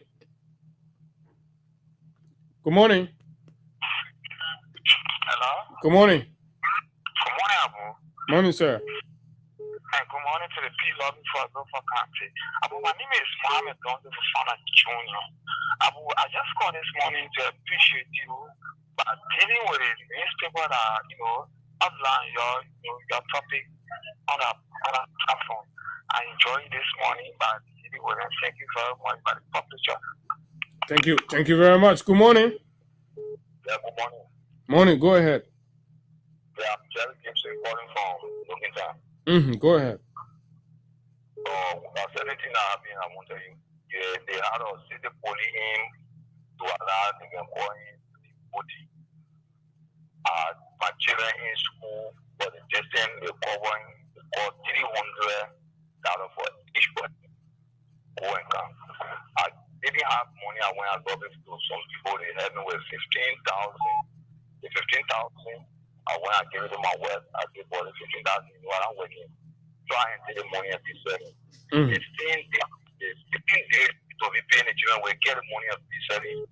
The same day they get go back, the girl carried the rest home. The man went and took the rest, all the rest and the market that she had. That's everything because she bought the most. The man took that market and carried it today. And I can't even afford to go to school. Too sad. I mean, these stories are all out there. They'll jump on the people, they'll brutalize them, they'll take away their finances, take away their investment, their businesses, caring less about what they go through and how they survive. That's how reckless, that's how irresponsible the government has turned out to be. But folks, we have to make progress. But just before we do that, a few updates for you. Health workers are still continuing their go slow in Swakoko, Bon County, Phoebe Hospital to be specific. They have abandoned duties. The hospitals are empty. The hospital everywhere in Phoebe is empty. This other loose-talking, fanatical, unstable CSA director has gone there. I don't know for what sort of intervention mission, but the people have left the place. Right? As we speak, in your rescue government, the whole hospital in Phoebe has been abandoned. Right? The whole hospital has been abandoned. You aren't saying anything about that. They're not Joria, they're not CDC, a Unity Party. But you say it's okay. Right? Yesterday we were telling you about the millions and millions, about $18 million in this budget captured for intelligence, going to big sharks within the security apparatus. And so the courts are hearing in the matter involving the former finance minister today. And of course, it's also expected that matter in the motion to quash the asset recovery subpoena of Cloud Hope Foundation will also be heard, and determinations will be made as to whether the court will grant, currency to the asset recovery attempts, or we see reason in the legal arguments proffered by lawyers representing the Cloud Hope Foundation and quash the gibberish or the nonsense. So those are things you should look out for that will be coming up right here. That will be coming up. And so that's what it is. Okay. Property being going to Ganta again. So property issues, demolitions, eviction, machines, bulldozers, crash, homelessness, people sleeping in the streets, kids dropped out of school, parents nowhere to hope for survival. The picture that defines the realities in most of Monrovia communities today. As the government have given approval and the president have endorsed every attempt that seeks to remove people from their homes, demolish their properties, and of course, destroy their businesses. According to the president, the reason he believes these things should go ahead is because a guy is not making new land. That's the justification the president offers for why, in his mind, it is a good thing for people to go ahead without any sort of conversation with the victims or the occupants, some of whom have occupied these places for years and years. And I'm told there's a specific portion of our law that gave some degree of partial ownership to occupants in an area of especially private land for over 20 to 30 years. And the rationale behind that is if you had a land that you abandoned for 30 years, for example, you've not been there, you did not visit there, you have not been paying taxes on it, you have not done anything, it is assumed that that place has been abandoned. And the new occupant who have been there have never seen you before, you have never come one day, have been paying dues, have been paying rent, have been paying tax on the property, have developed the property. The state cannot take the property from that person to give it to you only because you come several years after, because the area have grown in commercial value, the person have developed the place, and then you come back, you go to the court, spend some money according to Mo Ali, right? Spend some money, bribe your way, and then hire a few yellow machines, go there, and lay claim to 2-3 communities, sometimes a whole township, so to speak, right? Because if you say 100 and some more acres, like we're hearing, and one man come and lay claim to that, caring less about what's going to be of all the people that have invested. Those areas, as we've heard from the New Jersey area, there are schools there, there are mosques there, there are church there, there are orphanage there, right? There are clinics, hospitals, and what have you. And the government sits down and give approval and endorsement to those things to go and say, this is fermenting chaos on your citizens. The government say, yes, go ahead and do it. So we are carrying yellow machine, we're going to break the people home. Your people, we're going to render them homeless. The president say, go ahead and break it. I'm just putting this in the simplest terms so that you understand what these things mean from a leadership standpoint. Somebody say, oh, I'm coming to the court. You see the whole New Jersey place from New Jersey all the way to Suma Simako, right? I bought it from this other person, they give it to me, and then you go inside, you go all the way to you pass beyond Jonathan Pelele house, right? With the demarcation they gave me, if they go by that, Jonathan Pelele house is inside. Jonathan Pelele and several other rescue multi-bands all along the corridors are going to be affected. But this is beyond partisanship. It's about humanity. It's about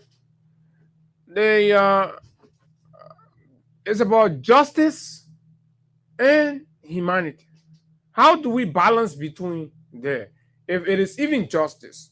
But since a lot of people have said, under the atmosphere and the regime as it is now, justice is purchased. NAMI, right? Senior elements within the government themselves have come out publicly to say, right? Under this government here, you go to the court, you can buy justice. Right?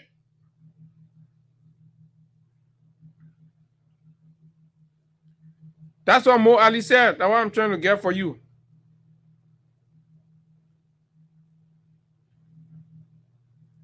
This is what Mo Ali said. Under the regime. So we are quoting them. We keep talking about there are corrupt judges here. And some people making the court system corrupt. You know what they're doing now, especially in the probate court. Mm-hmm. I can see your land. I go there, buy it, get the deed, go to the judge in the probate court, buy him, and probate. Go to the judge in the probate court, buy him. So Mo Ali was simply trying to tell them, under this regime and under this environment now, John Brown, who has plenty of money, can see your land and make an economic determination on the value of it in the next 10, 15 years, right? Go there, grab somebody, maybe the very grantor or somebody from the family that granted you that land or all of you those lands, right? Pay them some money and get copies from them. Go to the probate court, bribe the judge, and the judge will give he or she some sort of rate to go and remove the people. And then they ask the president, say, oh, Mr. President, now the thing the people doing you. Then the president say, y'all go ahead, y'all break their horses.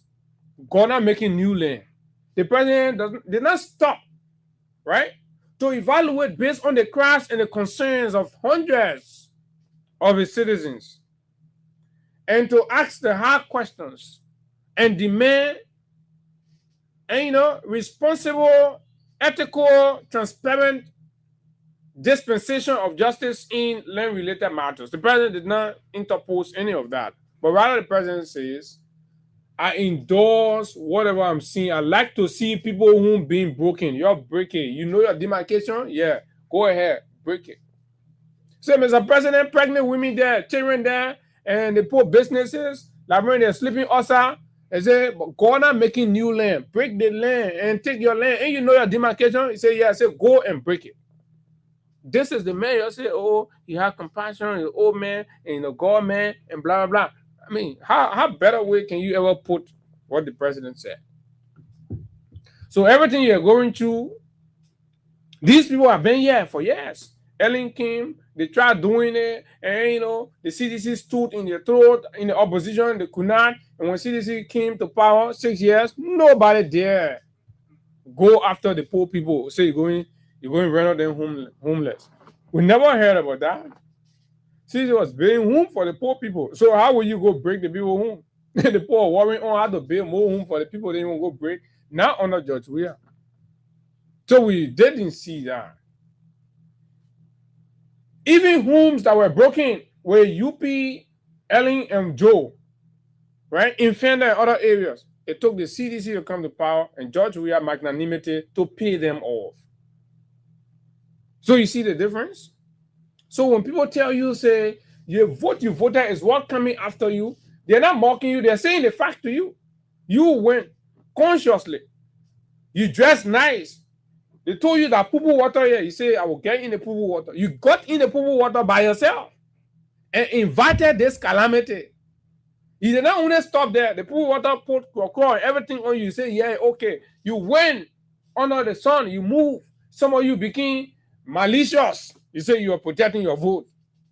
So you protected their vote king. The vote finish coming and the vote go beyond Nigeria man. Say Nigeria man, how many equal you get? Say 120. Say go break all the horses. The president was a president. Oh, Oga say you won't go break the poor. Say let Oga go. God I'm making new land. That means say So this is where we are. And then their own officials come. They say, all the things we own, all the things we're talking, they are all government here, the probate code, right? They are all government here, the probate code is corrupt. The probate code, that the other people can go, they can know, say, I see your land, I can go and buy your land, I finish buying it, I take it, I carry to the probate code, I bribe the judge, right? Fair librarians. Say I bribe the judge will give me paper, I will go and move you from there. The government will support me, the president will support me. Who said that? Mo Ali, a senior stalwart of the Unity Party, and of course, a ranking official of the UP government. Let's bring you back of some of the clips from New Georgia Junction. This is DN News Online Television. The name is George Kowa. We are live here at the New Georgia Junction, where this major demolition exercise is ongoing with huge presence of officers of the Liberian National Police. They are deployed here, well-armed. Officers of the Liberian National Police are fully deployed here. They are all in arm. They are deployed here. And the state is always willing to stand with these major demolition land grabbers. It's ongoing. So the name is George Cooper. Keep watching, share the live, make your comments as we bring you this live coverage from the New Georgia Junction. So you see here, family members are now hauling their things. So this is the building that they are about to demolish. So they are asking the resident within this building to get their things out because this is a yellow machine. See there? This is the yellow machine already parked, waiting for the resident to have this place empty so that they can be able to bring down this entire building you are seeing here. This is happening at the New Georgia Junction. So you can see here. Okay, that New Georgia Junction.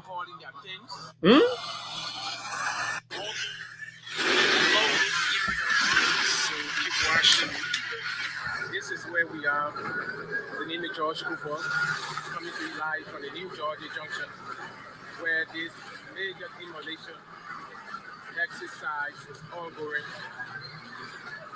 Several structures have been demolished since the exercise started this morning up to present.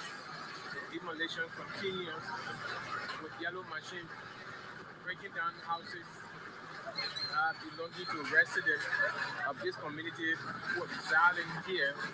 And so when you ask people who are not aware and care less about understanding the intricacies, they say that development.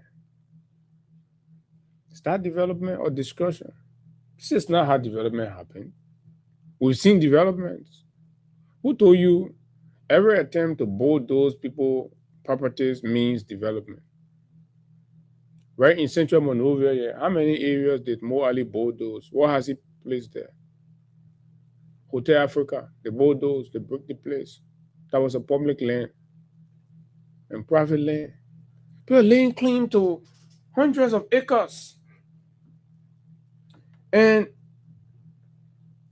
what is more troubling is the frequency and the way it keeps happening. And what it does is it brings to question the whole atmosphere under which these things are happening. And it looks very coordinated. And we're hearing different narratives from behind the scenes. There is a belief, there is a school of thought, or there is this view out there that these excessive land grab and demolitions and evictions and what have you that's happening is being hugely supported and financed by elements within the government. Government folks will rally resources. They will put it behind one man, and they will tell the man to go, like Mo Ali narrated, and lay claim to huge parcel of land. They will go to the court. And then when the person succeeds in buying the property through the court, when the court turns it over to them, then in the aftermath, these government officials wait. By the time we'll get to know these facts, maybe when the regime finish, when they're coming back now, then that's when they will go and start demarcating. So you start to see people that are in government now go back and start claiming portions of this very land. So it's like they're buying it and reserving it for them. Then when that time reaches, the argument will be, oh, we bought it from the new owner. No, it's part of the whole plan. So community dwellers, you see these people. So when we tell you that the government doing this thing to you, some of you can still be arguing. You know, you argue from an uninformed position. You can't let a government at your own disadvantage. That's stupidity. You can't do that, right? So you need to look at these things. That's why the president needed to constitute a kind of panel to look into these land matters, and constituting people from land authority, the court system, and other independent bodies to review these things properly and look at the entire land administration and framework and see what happens, so that, like many are predicting, that if care is not taking this whole land thing, you will just go in one other community and they will not agree. The Mapola resistance and the police have become very interested in the trigger and then it will turn out chaotic. Is that what you want? Are you careless about people being killed, shot and killed? No. The other perspective is on the matter that most of these things that you see people trying to go around, they lay Wawa claim to large property areas, blah, blah, blah, and stuff, are simply coordinated,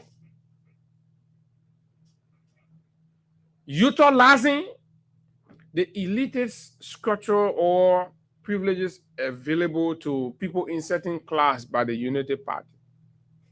And that's why it doesn't matter whether you're a Lebanese man or you're a Nigerian man or whatever. Once you wine and dine with the Unity Party, by the way, Abacha is a Unity Party man. It's a good friend, old good friend to former city mayor Mary Bro and other people. Madina Wissa and other people within the United Party. So he is an entrenched UP guy. So he gets whatever he wants in the United Party. That's the same man that they gave the Bele Yara Road, that pillar construction, right? Company, you remember that pillar construction thing? They went, they did the road, they squandered the money, they went and did it again, they squandered, nothing came out of it. Nobody is saying you should investigate those ones. Nobody is auditing those people. And these are the same people, after taking state money through failed contracting, they come back, they use the same money, they go after Liberian people land. What kind of country is this? What kind of country? Your own citizens, your own leaders will sell you to foreigners.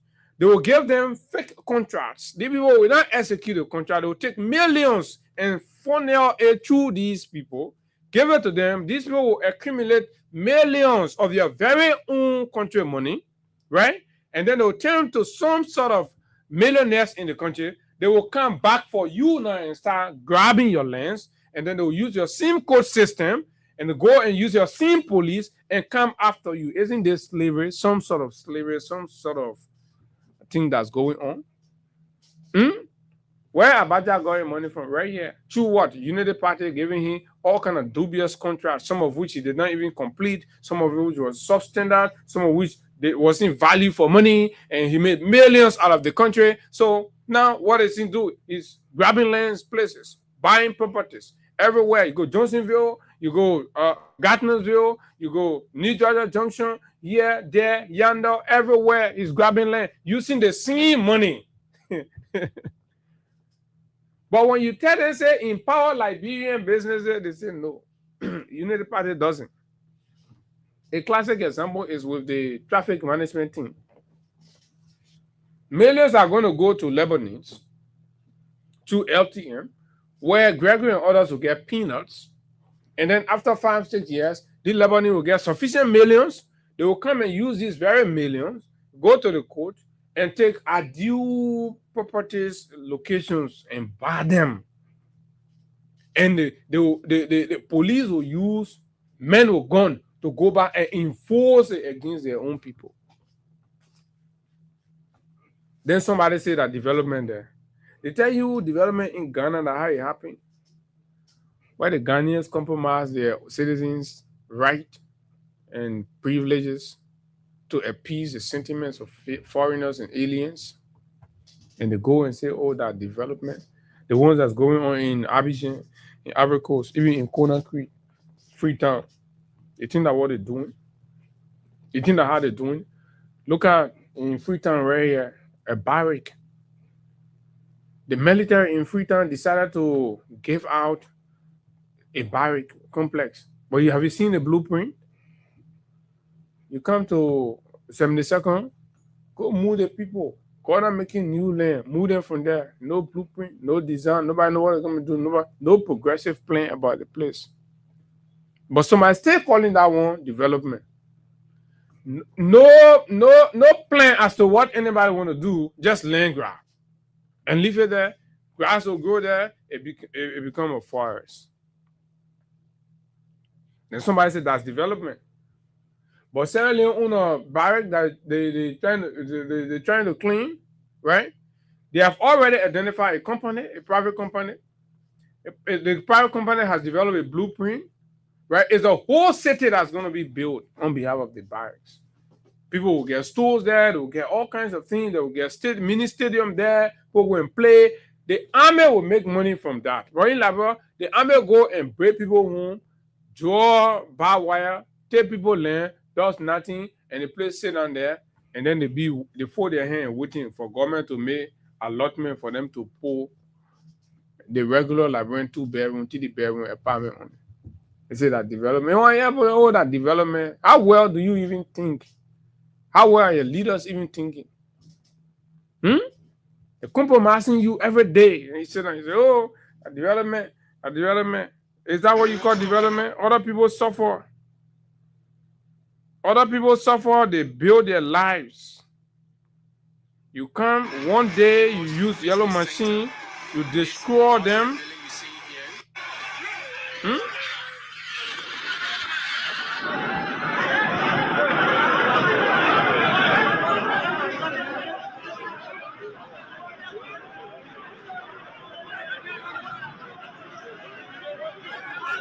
This is happening at New Georgia Junction. New Georgia Junction. A lady, as we have been told, because the issue became tensional. Like we said, if care is not taken, if the president cannot go back on those comments to reframe his position on this land grab thing in a way that's very responsible, that protects both parties, right? We'll see something more than that. The police has issued no statement on the allegations of firing live bullets and breaking a lady's legs. That's what we heard. We've not been able to independently verify it. But we expect some sort of statement from the police since yesterday to now to tell us exactly what happened. No accountability. No accountability. So we don't care. We put them in the truck, carry them, go stand there. You get about 30 minutes. If they move, you open tear gas. If they resist, you fire. This is bad. Today, you may be jubilating. You say, oh, that development, they own a poor land, let the poor get a poor land. Because probably it is not affecting you. If you see a trend in the society that does not look carefully thought and executed, the onus is upon you to speak out for things to be done the right way. Because you may be celebrating because others are victims today, and you don't know who the next victim will be. We started sounding this thing from the very beginning of all these demolitions. When we were sounding it, people in New Georgia did not think that yesterday was going to be their day. Others in 72nd did not think that it was going to be their day when these demolitions started, right? How you call that place here?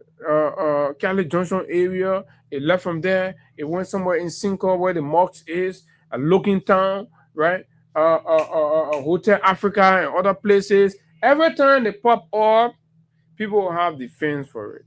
And the pattern is continuing. The pattern is continuing. Can we have a conversation to understand what is going on? How did Abacha or whoever manage to get all these property that he's laying Waha claims to? And even if you bought the properties, what is the procedure to evict the people? Is it to move in one other morning with armed police and caterpillars, bulldozers, and start breaking homes without any notice? Is that what the law says for the lawyers out there? Is that what the law requires? I thought some sort of notice is supposed to be served. How do you win a court case against people who were not even put in the know of a court proceeding or a dispute about the property they live in? Because we listen to the accounts, right? We listen to the voices of the people. Completely shocked. They say, but we know about it. We even know who get it. We do not even know who are the owners and who are the people that we are up against. We were never served notice. We are not aware. We were not cited. Nothing. But yet, we are seeing machines here and nobody's talking to us. Somebody said it was a default judgment. Even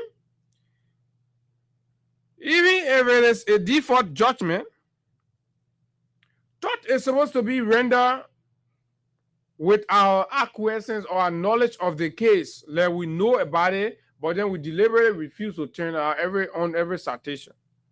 But nothing like that.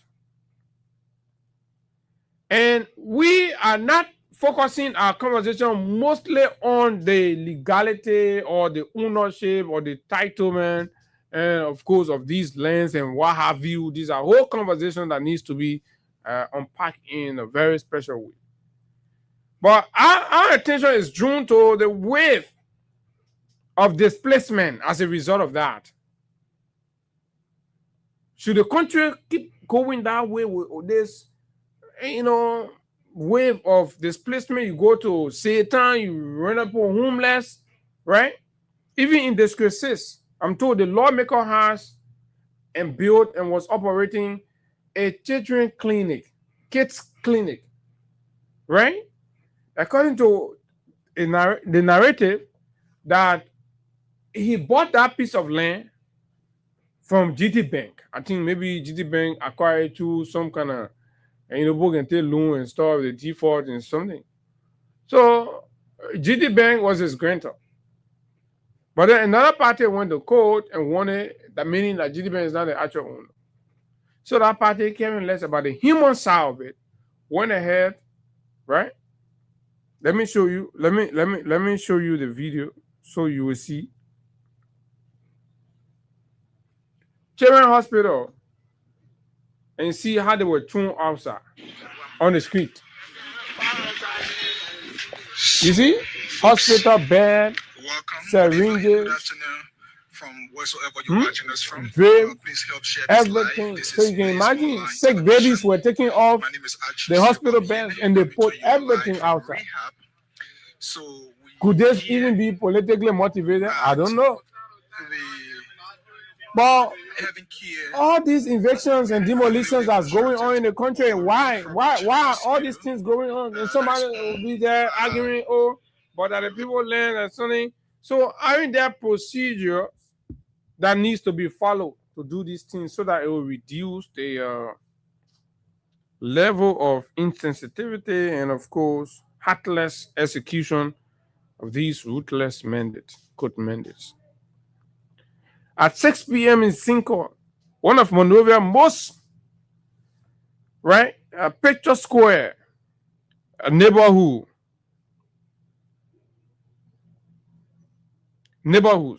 traffic flows calmly past the Monrovia City Hall and the towering Palm African Plaza, now known as the UN House, one UN House. The area appears serene, polished, and orderly. But just a few blocks away on 4th and 5th Streets, the scene is starkly different. Women and children displaced from Satan are sleeping on bare porches and in the open air, their mattresses spread under the sky. After a January 31 demolition left hundreds homeless, the demolition followed a court eviction order in favor of a private landowner, bringing bulldozers and front-end loaders into a community many residents say they have occupied since the 1970s and 80s. Today, rubble replaces homes, zinc sheets, broken furniture, and salvaged belongings lie scattered across what was once a tight-knit neighborhood. Mosquitoes are eating us up, says Among the displaced is Ma Madeline Waller, who says she has lived in Satan for decades. I built on this land and lived here for so many years. They broke my house down, she said in tears. I have sugar and pressure. When the demolition happened, I went off. When I regained consciousness, I was told not to go back inside. I took nothing. Now, she and her sick husband sleep outdoors in the streets, the mosquitoes, exposed to criminal danger. Mosquitoes are eating us up. The cold is too much. This is not life. We have nowhere to go. Wallet said that the destroyed home was their only source of income. They rented out rooms to tenants, using proceeds to support her 16-year-old granddaughter's education, now in 11th grade. The child has dropped out due to unpaid school fees. We lost everything, she said. Life is too bad for us. Elderly, sick, and stranded. Margaret S. Jalla, who spent 16 years in the community, described the demolition as sudden and devastating. The sheriff came and gave us people to get out. We were confused and took nothing, she said. We sleep outside here, no food to eat. I cry many days. Jalla, who says she suffers from high blood pressure and cholesterol, fears for her life or health. I am an elderly woman. I don't have anywhere to go. Rats and mosquitoes are crawling over us at night. Let a destiny helper come and take me from this suffering. She said she had been paying US $50 monthly rent and had settled her dues before the demolition. Disputed ownership. The demolition was carried out following a court ruling in favor of businessman Eric F. Nangbe, whom residents accused of illegally acquiring the land. Allegation he has denied. Nangbe maintains that he legally purchased the property in 2017 from family factions claiming ownership. Residents, however, argued that many of them bought or inherited their properties decades ago and questioned the legitimacy of these. They say only surfaced in 2011. While the legal battle continues, the humanitarian consequences are already severe. Children out of school. For many mothers, the greatest fear is not just homelessness, but the future of their children. Justina Kanua, a mother of 3 aged 10, 8, and 4, says both her home and her children's school were demolished. My children are not in school, nowhere to sleep. Their father abandoned us, no one to help, she said.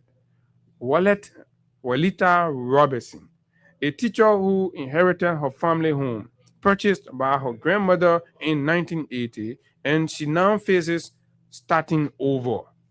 My children were in 9th and 8th grades. The demolition put them out of school. In the day, we manage. But when night comes, we are worried. Nowhere to sleep. Deconti Waller, who sold water and dry goods to survive, said she lost her business and home in one day. I pay my rent in November, $30 a month. We were not told ahead of time. It happened abruptly, she said. She has temporarily sent her children to stay with a friend on Old Road, but fears they may soon be asked to leave. If I can get any help, I can add it and find a place to move. Unfulfilled promises. In the immediate aftermath, District Number 8 Representative Prince Toole and a Unity Party candidate or lawmaker, Prince Toole, announced that more than LD 3.5 million have been secured to provide relief while a verification process was conducted. We are deeply saddened by what has happened and we continue to seek additional support for our citizens, he said at the time. However, several victims interviewed say they have yet to receive any assistance. If we had received help, we wouldn't be here like this, says Iye Kaba.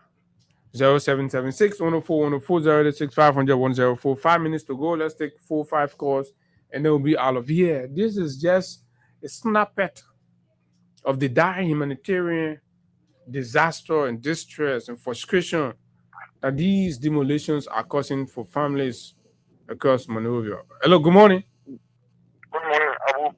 Good morning. This is Natasha. Go ahead. Abu, this is frustrating that our country is going this way. We have to pray to Almighty Allah to sustain Nigeria because at this time the country is completely fragile. The security is still state. The country is very much fragile because when it starts taking people, it's a security matter. So we have to pray to Almighty Allah for Allah to intervene in our situation because the thing happening here is very much frustrating. Very frustrating. People don't got places to sleep. People don't got home being shot. The government is going on the boss giving people a document to come in. Oh, Ismail Titigbedi, we lost you. Let's take Edmond. Edmond, quickly, 30 seconds. Thank you. You know, the president dashed the hope of the Liberian people. And frustratingly, some of the people that supported are quite discouraging and disappointing. Because the level of demolition that are going on in this country is quite frustrating and unbelievable. You know what I mean? In the kind of struggling and difficult economy we live in, you have your shop, you have your house, you have your place to live, your house is broken down, your shop is broken down, you're left with nothing to live with. But we hope that one of these days it get better. We are in prayer with them. We encourage those that are a little bit financially strong. You can rent one room for somebody. You can rent 0 room for somebody. It can be or have that Moses Akara's great day to rent for 1 year for that lady that was feeding her people under the moonlight in the rebels. We pray that other people will join in to help our people because we need them. For you to win the election 2029, you need the people. And the only way we can do that is to attract them to us with our action. Okay. Thank you, Abu. Thank you very much. That's what it is. But the people are out there sleeping in the street, mosquitoes, rats, and everything. Good morning. I did the right of Gibraltar. I'm Johnny Hackman. I'm calling from my own destination. I'm scared to get my location before they can break my house. Look, Abu, look, the country is kind of most sorrowful nowadays. No, look, you cannot even no Liberian go Ghana and say they even one lad, they didn't get one lad there for Ghana man to go against a friend Ghana man. Like I said, you know, no national only upon Ghana man. But this is a country that Nigeria man all the way from Nigeria, Georgia, all the way to Jamaica. Can you imagine? And you treating like. Okay, let's take this on the WhatsApp. Time is up. Good morning. Good morning, Abu. Morning, sir. Good morning, sir. This is Mr. Jai again from Charlotte, North Carolina. Go ahead, Mr. Jai. Abu, I want the Liberian people to please listen to me if you're listening. There was never an expectation of better hope than what President Weah was giving the Liberian people. For them to say, oh, we expected, Joseph Barker, there was never expectation. Absolutely. You guys told these people. No, I don't know who expected Joseph Barker to do better than we provided all the education. Anything you see happening. Yes, we told you wickedness will be there. We told you tribalism will be there. Division, hatred. We told you all that. Exactly so. So for them to keep saying, oh, we expect that. Why? Why you expected from somebody who had 12 years and did nothing for themselves? Pay attention to that. Now, there's a chance again. You have to go through this. We keep saying it. It's sad.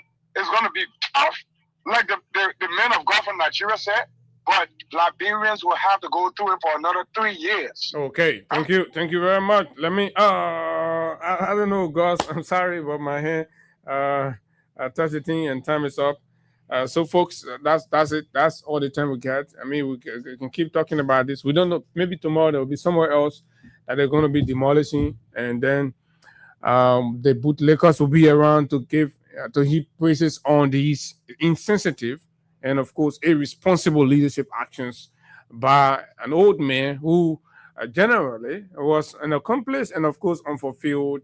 And imagine after 12 years had to be sending out SOS for survivors, and then you give him the country. I mean, no other where in the world that people would do that. Absolutely not. Not even in Sierra Leone. Not anybody. I mean, you give the leadership of the country to the best of the best, not beggars. You don't take beggars and make them. Well, without any due respect, but at the end of the day, once people prove that they cannot take care of themselves, what's the guarantee that they can take care of a whole country? Right? That's exactly where we were. But we gotta go. And until we see you tomorrow, do have yourself a wonderful time.